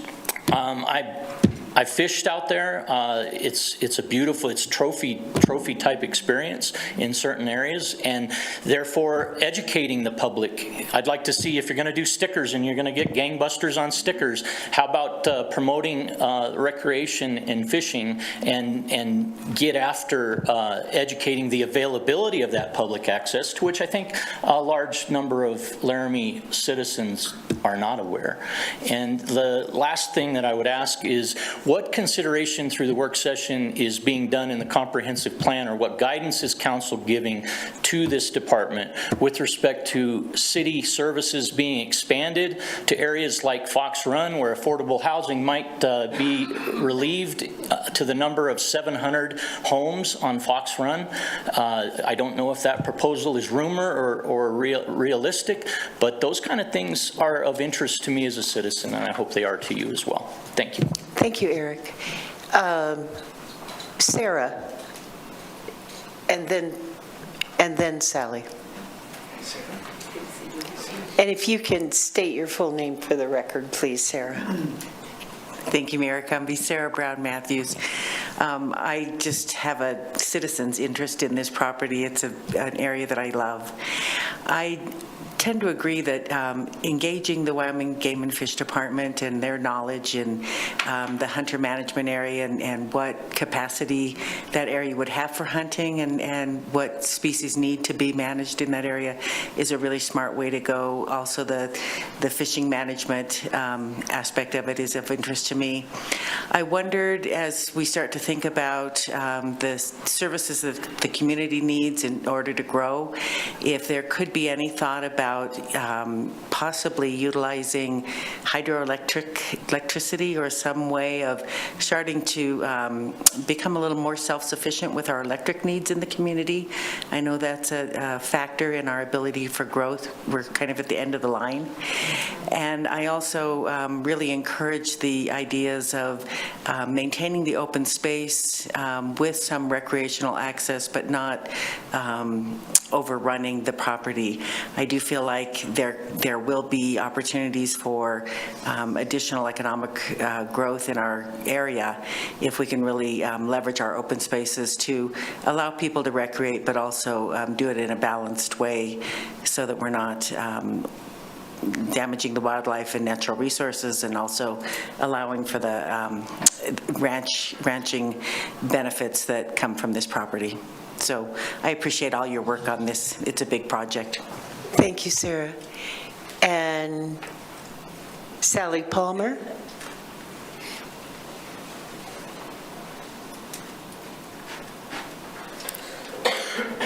Welcome, Dr. Palmer. Reverend Dr. Sally Palmer, I want to say thank you to each of you, because I've had conversations with especially people from Cody and other parts of Wyoming where the conversation is closed. Thank you for your openness. You have no idea what it means to those of us who live here, who want our children and our grandchildren to know this is a place of compassion. So anyway, I won't take too much time, but I want to give this to you, Mayor. And we're not supposed to call you that, but anyway, because you take people on field trips to see what Laramie is all about. Yeah. And that's the essence, I think. Some of you may not know, but Dr. Cumming has taught in School of Nursing, and so she is there for what that poster stands for. But anyway, to be very brief, this is a place where all of us live. Those are pictures of Huck Finn Pond, yeah. And there's someone that you're lucky that you work with, because he took our daughter up to the Wind Rivers to study pollution that had arrived from China years ago. His name is Dr. Williams. You're lucky to have people like him in your midst, as well as each other. So here's a card for everybody. You know, if you want. But anyway, life here belongs in your hands. In your hands. So treat it tenderly, because we all need it. And the interconnection is what you're working on. Bless you. It's not just water, which is my passion, but water always flows down hills. The aquifer makes a difference, and so do you. Because I'm very much aware, having lived here since 1982, of the difference in regulations. In 82, people didn't worry about water or soil, but now we do.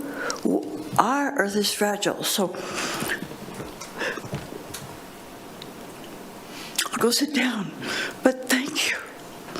Thank you for what you do and for what you keep on doing, because research is important. And our lives together make a difference. Thank you, Mayor. Thank you, Sally.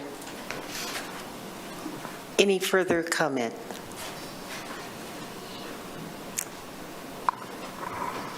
Commissioners, councilors? All right. That ends this work session. And if we can take a 5-minute break, so we can transition to our next work session, which is on sidewalk and ADA evaluation. Commissioners, you're welcome to stay, but we'll take 5 minutes and reconvene at 7:30, 6 minutes.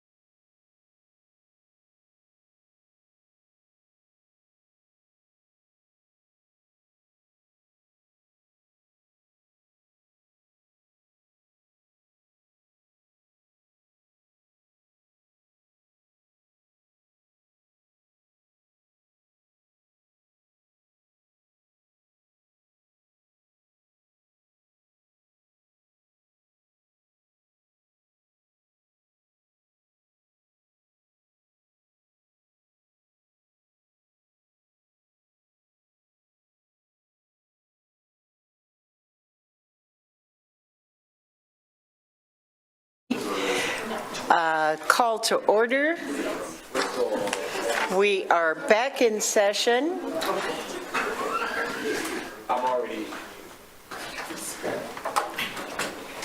Thank you, Ben. Thank you, Phil. Good night. Thanks, guys. Our second work session is sidewalk and ADA evaluation. And Director Webb or Mr. Japp, you'll start this one. Thank you. Just a second here, Mayor. Good evening, members of council. Tonight we're joined by Megan Ratliff from IMS. Some of you may recall that IMS previously worked with us to complete the pavement condition index assessment of our street network a couple of years ago. And building on that successful collaboration, the city partnered again with them, this time to do a comprehensive evaluation of our sidewalk and ADA curb ramps. Megan is here this evening to present the findings from that assessment, and with that, I'll turn it over to her. Thank you. Can everyone hear me? Yes, but, oh, there you are. We're switching presentations. Okay, I think we're ready.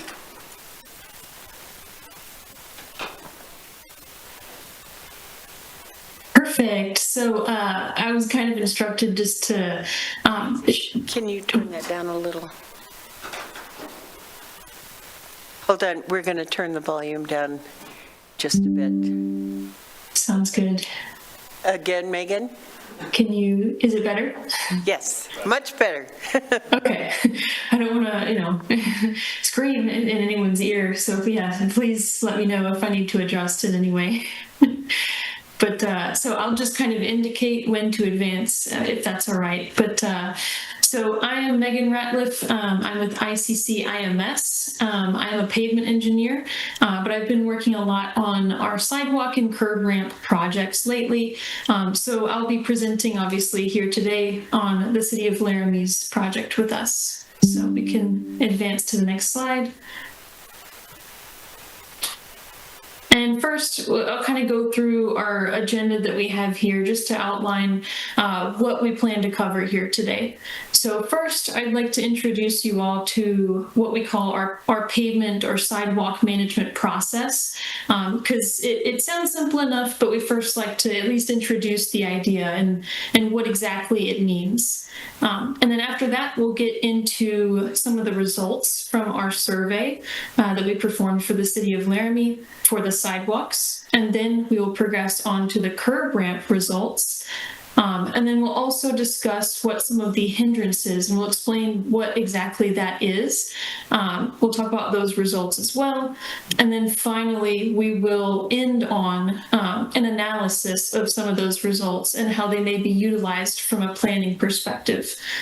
So we can advance, and we can advance again. So first we'll be talking about our pavement or sidewalk management process.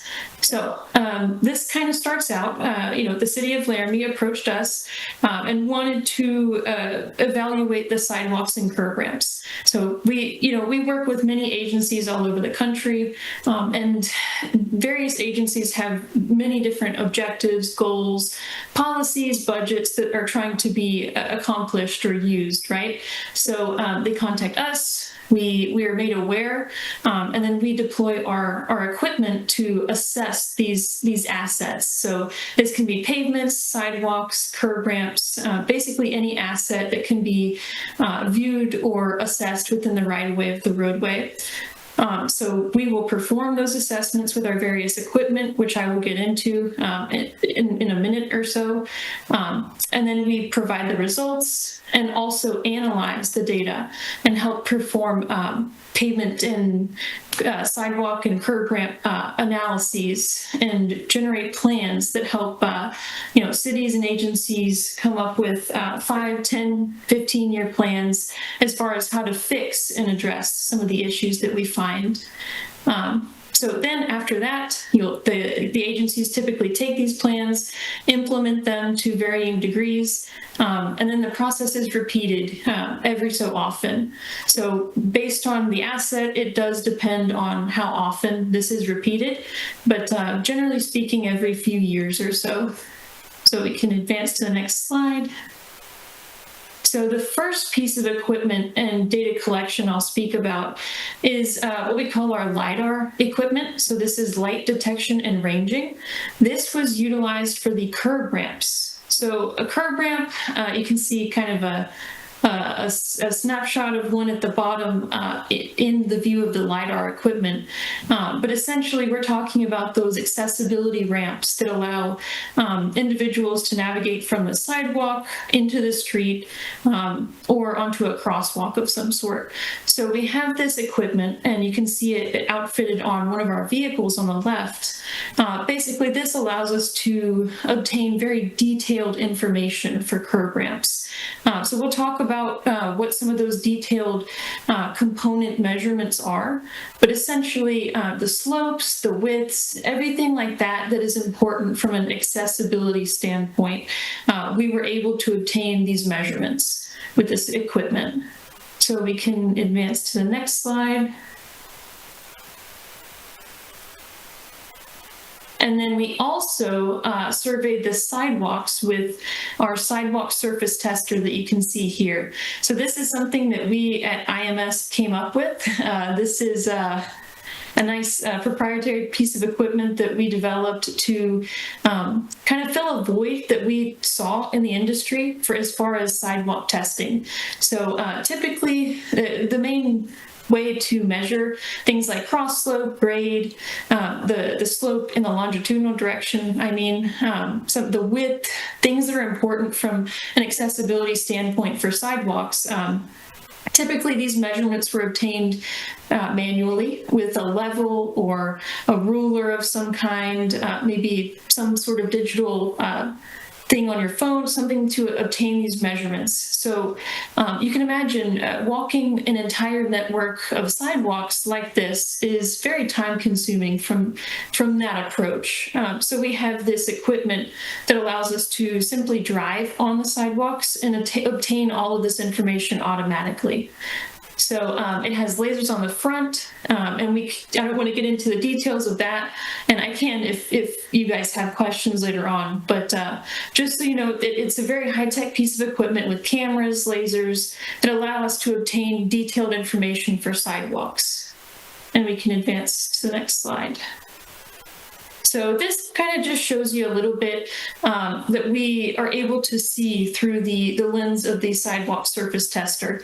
So you can see our software shown here, and we're identifying things that are important, again, from an ADA or accessibility standpoint. So things that include vertical displacements or changes in elevation that would result in a tripping hazard, horizontal separations or cracks that would potentially result in a trapping hazard for something like maybe a wheelchair wheel or the heel of a shoe, things like that are important to know where they exist on your network. And we also have varying degrees of severity that we assign to those different measurements that we obtain. So we can skip forward. So now we'll talk about some of these sidewalk condition results. And yeah, we can skip forward to the next one. Thank you. So I first want to hit on this sidewalk condition index. So this is a little bit different than the pavement condition index. The pavement condition index that is utilized for roadways, which you may be familiar with, that is actually outlined in the standard ASTM D6433, how to calculate it. However, the sidewalk condition index, this is something there is no standard for. There is no standard way to assess sidewalks. There is no document that says you have to calculate a condition index a certain way. This is something we came up with at ICC-IMS to, again, fill a void that we found in the industry. So I say all that to say, when thinking about this number, it is important to realize, it's good. It's a good starting place. It's a good thing to be able to assign a value for the first time to the network and see where you can go from there. So, you can see we have kind of a little diagram to the left explaining how it is derived. Basically, it's based on the types of distresses we see on the sidewalk, the quantity of those, and how severe they are. And we have a little breakdown showing how the ranges are applied to those numbers. But you can see the average on the graph to the right is a 68.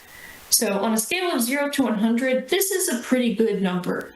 I don't want to say like, oh, this is, good or bad. It's very hard to keep the vast number of sidewalks in perfect condition. You're never going to see a network where it's in perfect condition. So I just wanted to preface it with that. But it's overall showing a good trend here. Obviously, there's a lot of the good or green sidewalks, and there's very few very poor sidewalks. So we can skip ahead. And I also kind of wanted to put it into perspective, what this looks like, right? So, because it's easy to say, okay, we've got a lot of good streets or sidewalks, bad. It's also important to know what these look like in the real world. So here you can see an example of a very poor sidewalk. This sidewalk has a sidewalk condition index value of 10, and it's pretty clear why. There's cracking, there's vegetation, all of which would lead to tripping hazards or trapping hazards. Overall, we don't like to see these very frequently on sidewalks. We can advance to the next slide. And then here we have a poor sidewalk. Again, it's fairly cracked. The main thing you can do is replace the slabs that are affected here. That's really the only thing that can be done. So that's why it's a poor sidewalk. It's just heavily cracked. Megan, yes. I have a council question on that last slide, if you could go back.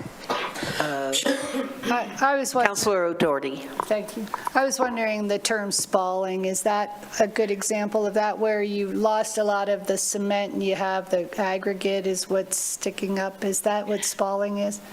So spalling is in particular related to the joints. It's usually related to the joints. So joint spalling, and it does happen at the joints typically due to that loss of aggregates. Yes, and it's kind of a load related issue, but also a mixture related issue a lot of times.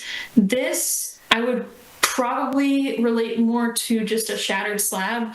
Like I said, it's not like it's defined anywhere in particular exactly how to classify these things, how to, to quantify the distresses and calculate a score. But it is the sidewalk condition index that we have created. It's very similar to the pavement condition index that does consider things like joint spalling, divided slabs, shattered slabs, which you can kind of see here. But yes, this I would probably say would be more of a shattered slab. But yeah, that is a good point. Thank you, Megan. We do see joint spalling from time to time, yes. Okay, thank you. Mm-hmm. And you can see here we have a fair sidewalk. You really get the picture. We're really concerned about things that are proving to be vertical displacements or horizontal separations, things that lead to tripping hazards or trapping hazards. Really, that is the focus from an accessibility standpoint. And you can see here, this just has a lot of vegetation overall. Could use some work treating some of that. We can advance. But you can see here, this is a good sidewalk, very minimal of those types of issues. So the sidewalk condition index value is an 83 in this case. And we can advance to talking about the curb ramps.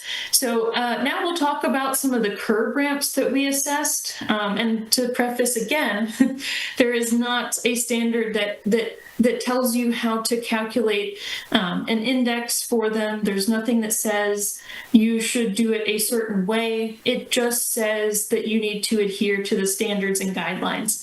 And that's great, but when it comes down to prioritizing the work, it does not tell you how to do that. It just, in your mind, you're thinking, well, we need to address the ones that are the biggest problem first. So that's been our approach to quantifying what we call the conformity level of curb ramps. So you can see here we have a few different categories, and they're based on several different components that we would measure for curb ramps. So these conformity levels range from no ramp to level 1 to level 5. So level 1 means that there are hardly any issues with the curb ramp. And then level 5 means that there are several issues with the curb ramp. But you'll notice there are no level 5 in Laramie. So that is a good thing to note. But so there are a lot of instances where there is not a curb ramp, but there probably should be one. And by that, I mean, and we'll see an example here in a little bit, but essentially there is a sidewalk that leads to an area where it is expected for somebody to cross or reasonably expect to navigate into the street in some manner. So we'll see an example of that. But so some of the measurements that are important for curb ramps that we use to come up with these conformity levels, you can see those to the left. And all of those, like I mentioned earlier, we obtained via that LiDAR data collection system. So all of this, it's not measured by hand. That would take literally forever for the hundreds and hundreds of ramps that you guys have. So I just wanted to state that, but we can advance and look at some examples. So here we can see a conformity level 1 example. And like I said, this is the case where there's minimal issues, if there are any at all. So we have a curb ramp, we have the flares on the left and right of the ramp, we have the running slope. All of the slopes are deemed generally acceptable from an accessibility standpoint. There's a landing, there's a visual impairment facility on the front. That's that little box that you see there. So basically this ramp is a good ramp. And we can go to the next slide. You can see here we have a conformity 2 ramp. Basically, there are potentially a couple issues with this ramp. We would have to look at the one in particular to know exactly what the issues are, but you can generally see the difference, right? This one does not have the visual impairment facilities. It doesn't have flares, those left and right wings of the ramp. The width or perhaps the slopes may be not compliant. Again, we would have to look at this ramp in particular and the information we obtained to tell you for certain what was not in conformity, but you can definitely see the difference between 1 and 2. And we can skip to 3. And I like looking at ramps like this because you see these all the time, right? It happens a lot where, or at least that we have seen in our experience, we see a lot of these types of ramps in clusters. It seems to be a popular building trend during certain decades. So you will see ramps like this from time to time when it was acceptable when it was built. Just obviously now it may not comply with some of the standards and guidelines. This one in particular, it doesn't have a landing. It doesn't have truncated domes for the visual impairment facilities. It doesn't have those flares. So just the number of issues amount to a conformity level 3 for this one. And we can advance. And it's just kind of getting more and more simplified. You can see here, this one really does not have many of those features I mentioned, resulting in a conformity level 4. And then we can advance and show the final one. So as you can see here, this one, well, first of all, highlight, there is no level 5. Like I said, there is no super critical ramp in Laramie. So that is a good thing to note. But you can see here, this is an example of a no ramp situation. The reason we say there is no ramp here is because there is a curb.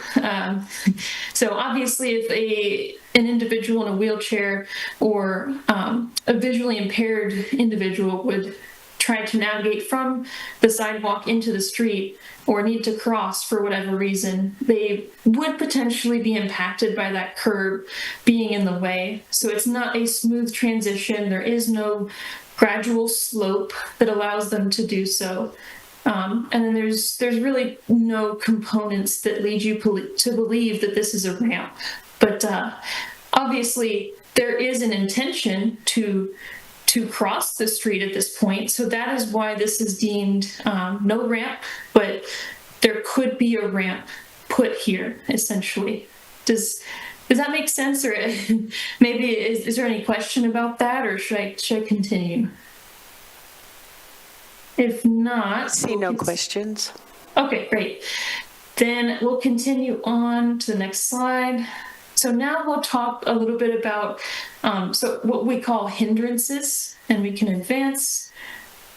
So this is basically any sort of obstruction or protrusion that was found to be present on or very close to the sidewalk. So these are objects, immovable objects, or branches from trees that overhang that impact the ability to traverse the sidewalk.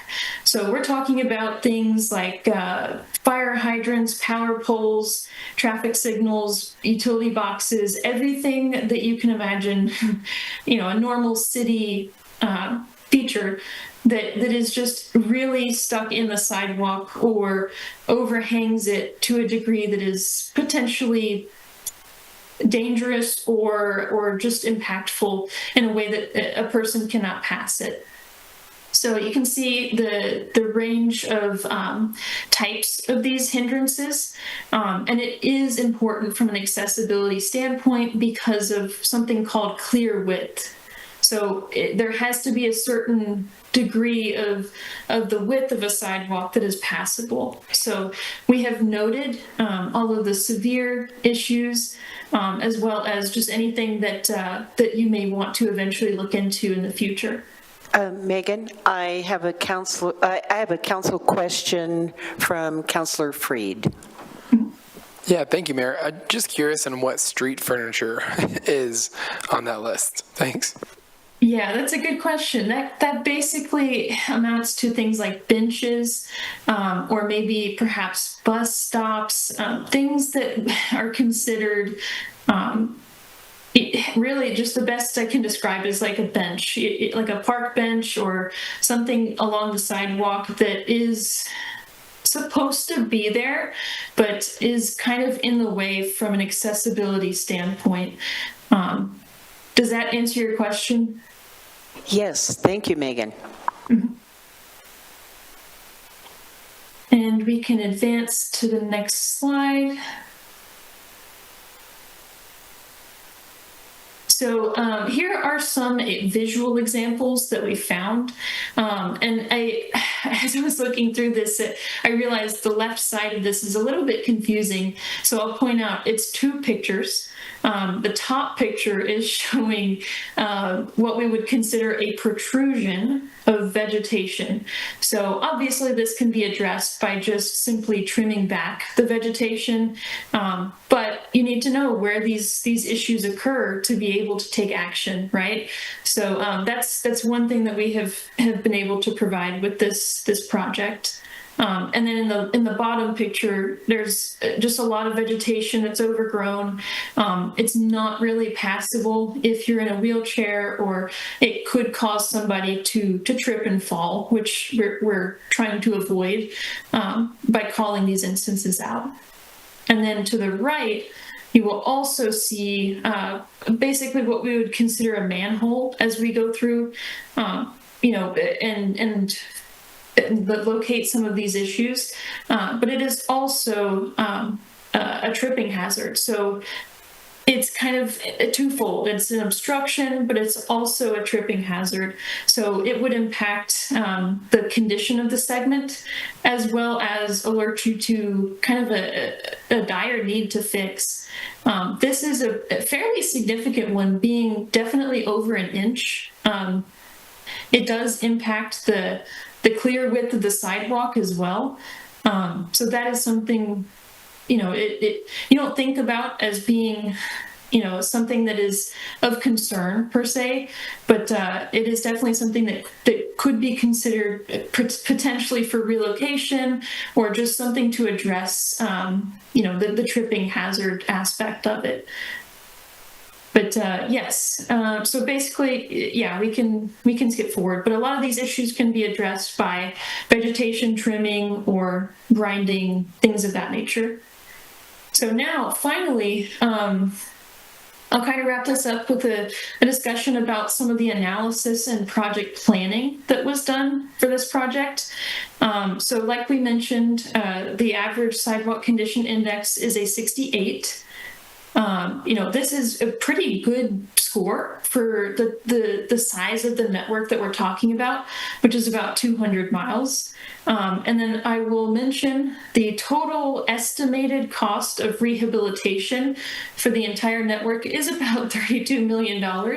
But I want to immediately caveat that and say that that is assuming that you were to fix every single segment in your network. Now, nobody ever is going to do that. There's just not enough funding to be able to fix every sidewalk in a 200-mile long sidewalk network.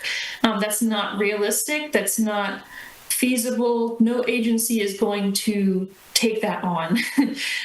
So one thing that we can do with this data to, you know, to leverage that and to plan appropriately is maybe we can focus on the very severe issues, which we have noted. So this just allows the city of Laramie to leverage the data in a way that it allows them to, you know, to really focus on the issues, the really big issues, the ones that residents will complain about, or you know, just overall are a safety concern. So, but having this plan, having this estimate in place gives a starting point for sure. So. I just wanted to mention that in very early on caveat, the very large number that you see here. But with that, we can advance, and I'll take any questions anyone may have.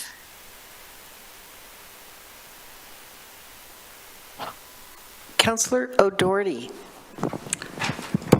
Thank you for this, and I thank our engineering staff for taking our, it was one of our goals to try to make our town more accessible, and so appreciate the insights of this study.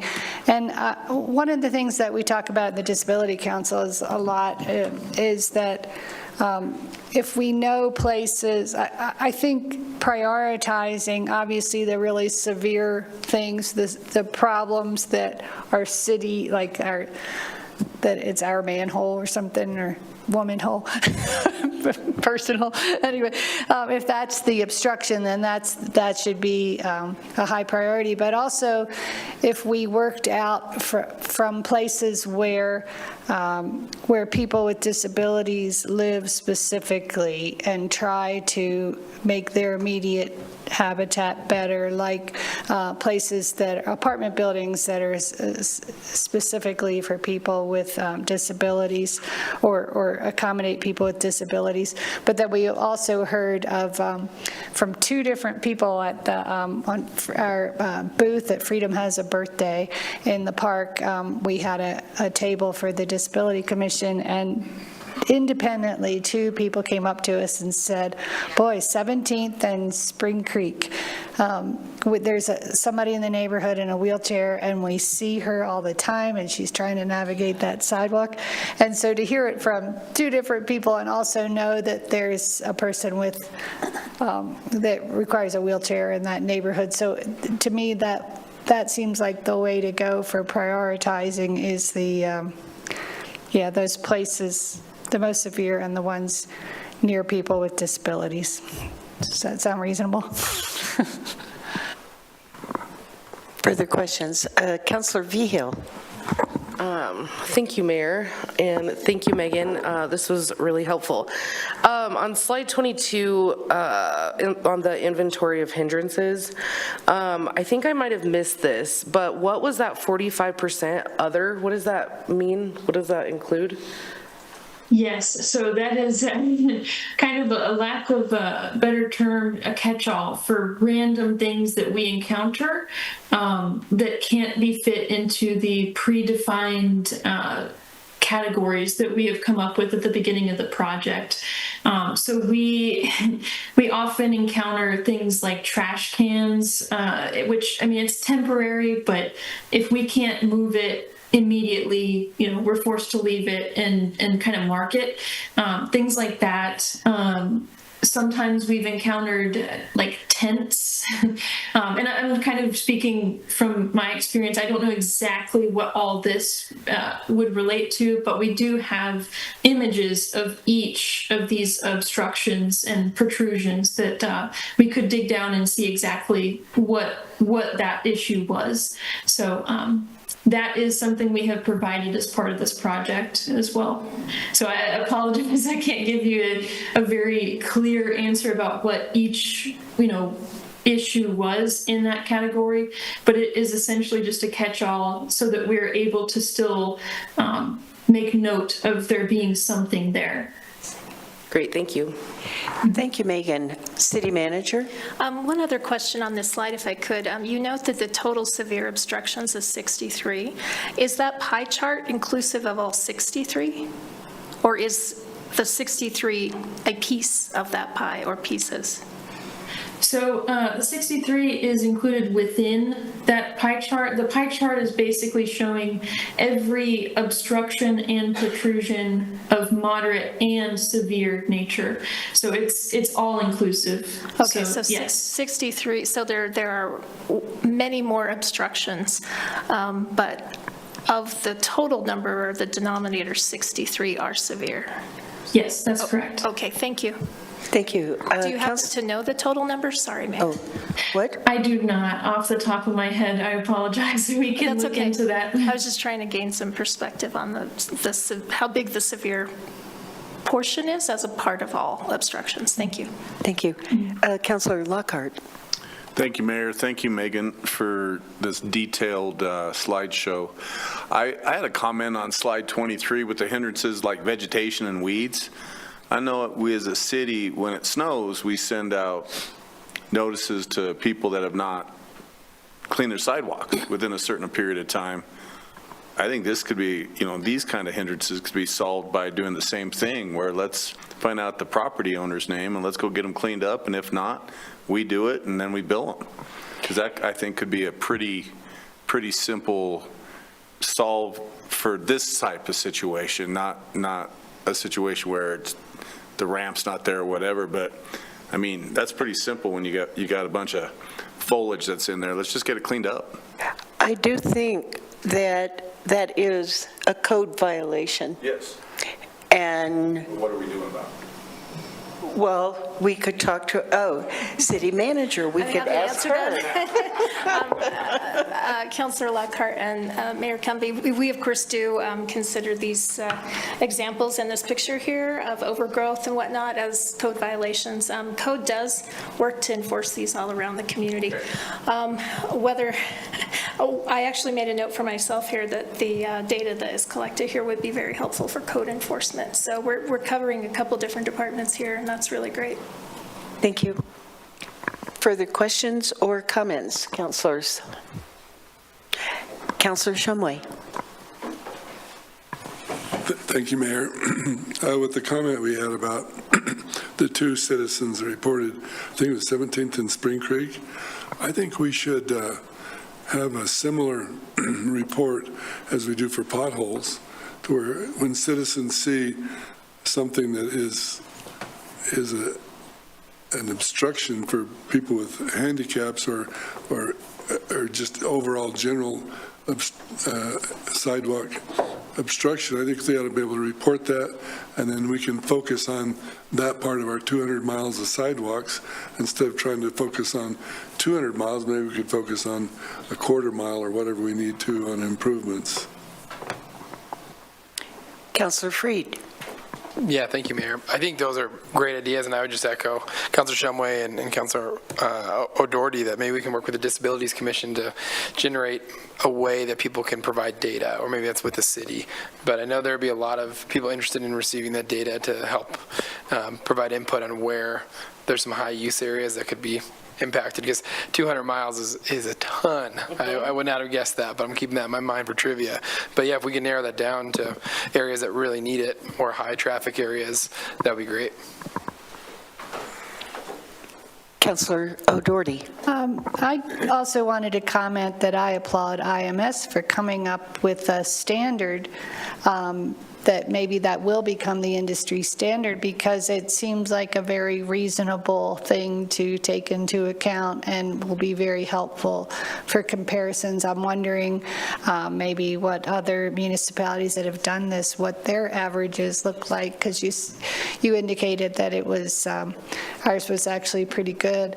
I guess that means some other ones have some really scary sidewalks. You would be surprised. But yes, thank you. We are, we're working on kind of seeing how this could be utilized by many agencies and seeing if there's any interest in making it a standard. But yes, without kind of naming cities in particular, definitely seen some pretty bad networks in our short time doing this type of service. So yeah, definitely seen some interesting networks. Further questions or comments?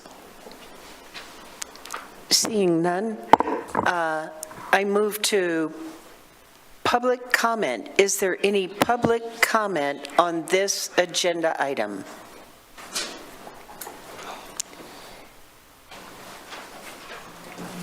Good evening, Nancy. If you can state your full name for the record. I'm Nancy Sindelar. I live downtown, and I am always interested in people's ability to get around. The city has been grinding sidewalks. I noticed it downtown, and on the 4th, I saw it over at Washington Park, and it's like, this is nice. This is smooth. Is there a way we can work, because I know the private property owners are responsible for the sidewalks in front of their property, that we can work that grinding in? That's just a question going out to council, managing staff and stuff. And then I get into the data. One, does the data belong to the city? Do we get to, after this contract is fulfilled, do we get to keep that data? Can we integrate it into the GIS system that shows us where all our stop signs and traffic lights and storm drains and all that kind of stuff? And this is the big one. Can citizens look at the data? Can I see what the little truck saw when it went past my house to see, do I need to fix something? Is it something I can get on? So I don't have any points to make. It's all questions. Thank you. Thank you, Nancy. Any further comments on this agenda item? All right. Any final comments from council? Councilor O'Doherty. Ms. Sindelar has done a lot for mobility in this town, and since she's on the Traffic Commission, I wonder if we could ask Megan her question to see if we could get those questions answered. I know Norma is for comments. Since she is on the Traffic and Safety Commission, then I would be inclined to allow Megan to address the question. Did you get all of that? Yes, I think I remember. And really, the main one that I think I am able to answer is the second question. Yes, the city definitely owns this data. It is absolutely part of the deliverable that we provided. It is already in GIS. So rest assured, yes, you guys already have it. You have access to every bit of this information and can leverage it however you guys need to, essentially. You do have it in that spatial GIS format, yes. I believe the other two questions are probably geared more towards the city itself, though, if I recall correctly. Thank you, Megan. Mr. Jebb. Mayor, through you, I'll kind of expand a little bit more on the GIS of that. So when we did the PCI, we actually created what we call a story map, and it actually goes through, if you actually go on our website right now, you can see a story map, and it has all that data on there. Our intent is to do that with this data as well, and there's going to be kind of we were working on that currently for that. Thank you very much. That was helpful. And Ms. Sindelar, thank you for asking that question. All right. Any further comments? Seeing none, that ends this work session. And we will move on to City Council updates. Let's see, I'll start back here. Councilor Bowling, are you ready? Yes, of course. Thank you, Mayor. Last Tuesday, I attended the Police Advisory Board meeting. Chief Brown gave some updates on promotions and retirements. I know a lot of city staff and city council members attended that ceremony, which was excellent. And congratulations to Assistant Chief Smith back there, who's with us today. In addition to that, we were given a presentation on Albany County's adult diversion programs for people that have been charged with misdemeanors, excluding driving under the influence. Programs that are eligible for people to enter a guilty plea, complete a program, and then have the option to have those charges dismissed, and then secondarily the record expunged if they would like. Just really interesting program, federally funded, that we're able to provide people here, and I'm happy to make some of that presentation available as people would like. In addition to that, also a juvenile program and a adult drug treatment program that are all federally funded at the county level. We want to make sure that we have access to and that people have information about. Just something to note that, the adult diversion program launched last June, had 120 participants last year, 110 graduates, and 5 recidivists. So that's a pretty good track record for something that is ultimately about harm reduction. And that's about it. Tomorrow I have Rifle Range board meeting, and then next Monday is Emergency Planning Commission. Thank you. Councilor Lockhart. Thank you, Mayor. All I've had recently was a planning commission meeting. Well, I guess I take that back. We had the comprehensive plan meeting kickoff. Yeah. So that was fantastic. So a lot of involved parties from all over the community are involved in that. I really look forward to the next 18 months on that. And we had seen at City Council the kickoff, and then at Planning Commission they did the same meeting. So I saw it 3 times, but I'm well versed. Well versed. So we saw that at the beginning of the Planning Commission, and then there was a variance. So they sat as a Board of Adjustment on a lot line adjustment, which was really interesting to have planning there and Planning Commission going back and forth for this gentleman that had 2 lots together, but just one entrance because it was sitting back behind the block, and how they voted in favor of the applicant. And I really liked how they all worked together and the discussion that was there. So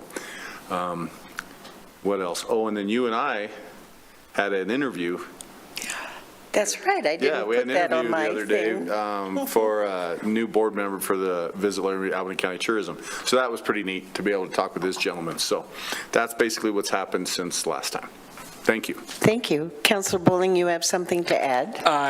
Yes, thank you, Mayor. My apologies, and thank you, Councilor Lockhart, for just jogging my memory. Myself and Councilor Newman and Shumway also held some interviews for the Laramie Youth Council, and recommended 3 new members to that, bringing the total to 5. So at some point soon, that'll come before the council. Thank you. Vice Mayor, do you have anything to report? My 2 meetings that I would normally go to both got canceled, so nope. No, okay. Councilor Freed. Thank you, Mayor. I haven't had any new board meetings, have some this week, so I should be able to report next time. But was it Freedom Has a Birthday? Saw some council members there, and it was an awesome event that the city helped put on, so that was great. Other than that, I look forward to my next share out. Thanks. Thank you. Councilor Vigil. Thank you, Mayor. Just to echo Councilor Freed, Freedom Has a Birthday was really successful. Our city council table got a lot of engagement, and so that was a lot of fun. This week has been really wild. It's like every day is something. So yesterday was kind of a town gown meeting of the minds, I would say, just to figure out next steps, since Tracy Young is no longer working with Town Gown Association. And so I met with Mayor Cumby, Erin Olson from the university, she's the director of community engagement there, and Bailey Quick over at the county. So we put our brains together and just talked a little more about what we might envision going forward. The full Town Gown Association will meet in August. And then LPAC was today, and so maybe just an update on that end. In the last few weeks, LPAC has separated from High Iron. If you don't know what High Iron is, it's the train car project that's over on 4th and Canby, yes. And it's a really great project. I think there's a lot of programming happening over the summer.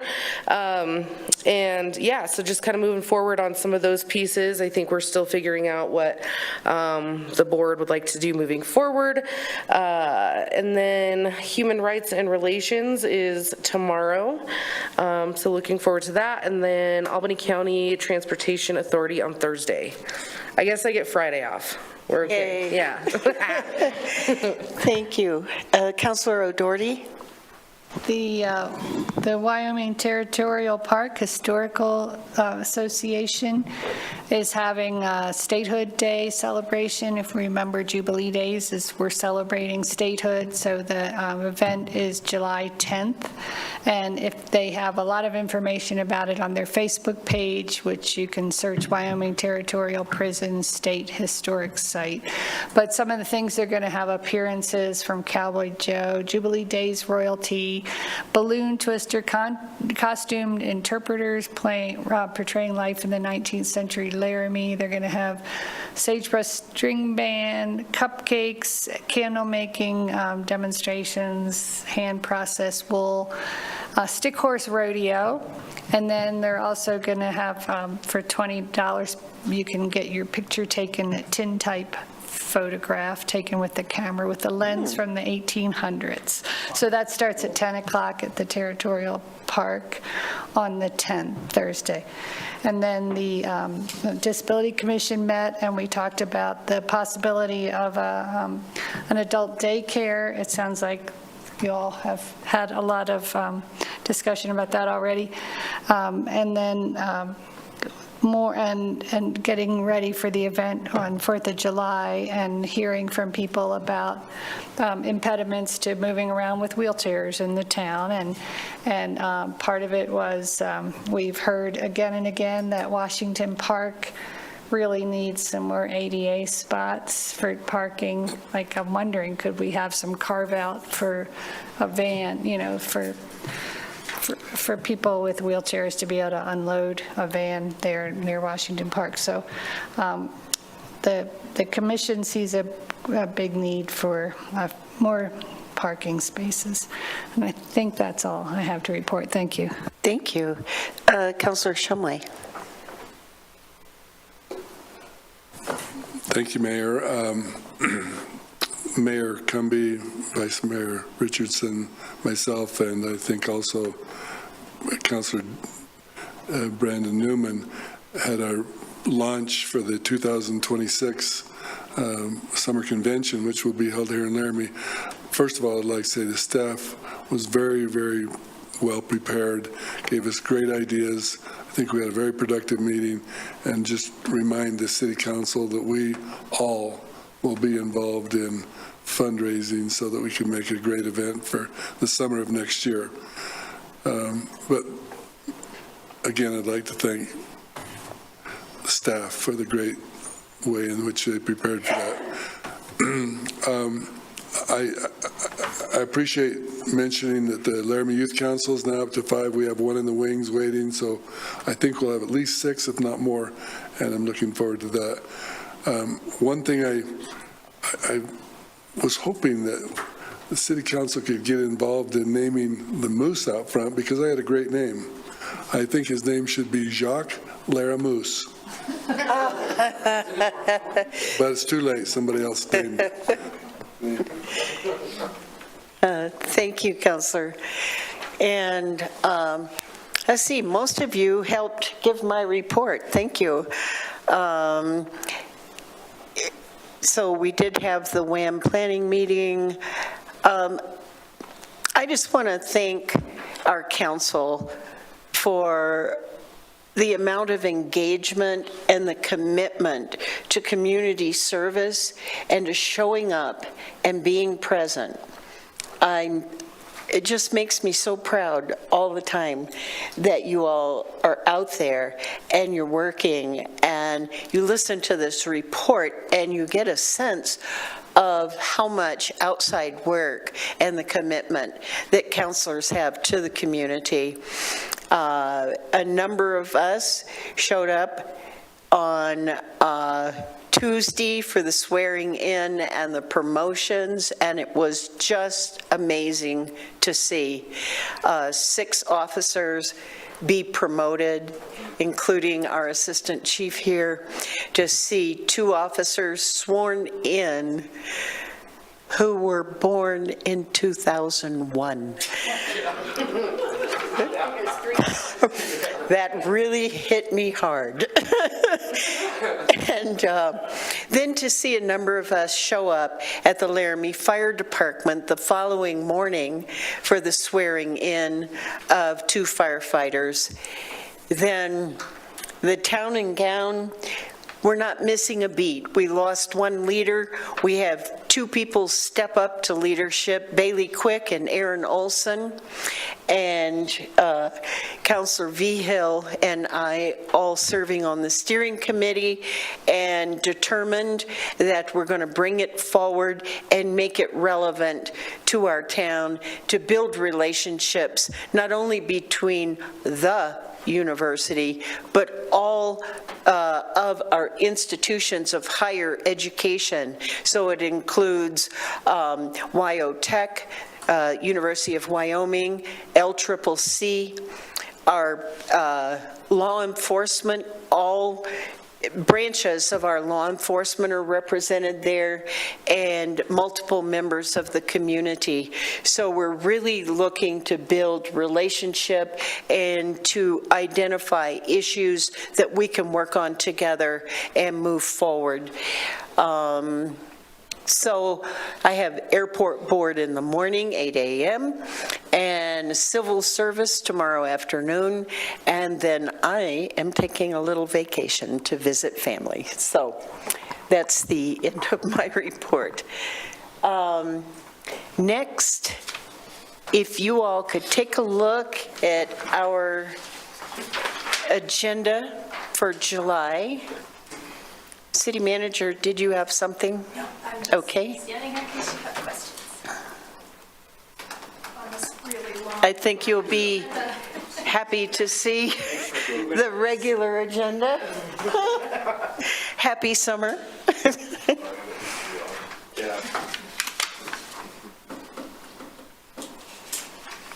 Okay, any questions on the agenda items on the regular agenda? All right. That ends our session tonight. We are adjourned. Thank you very much.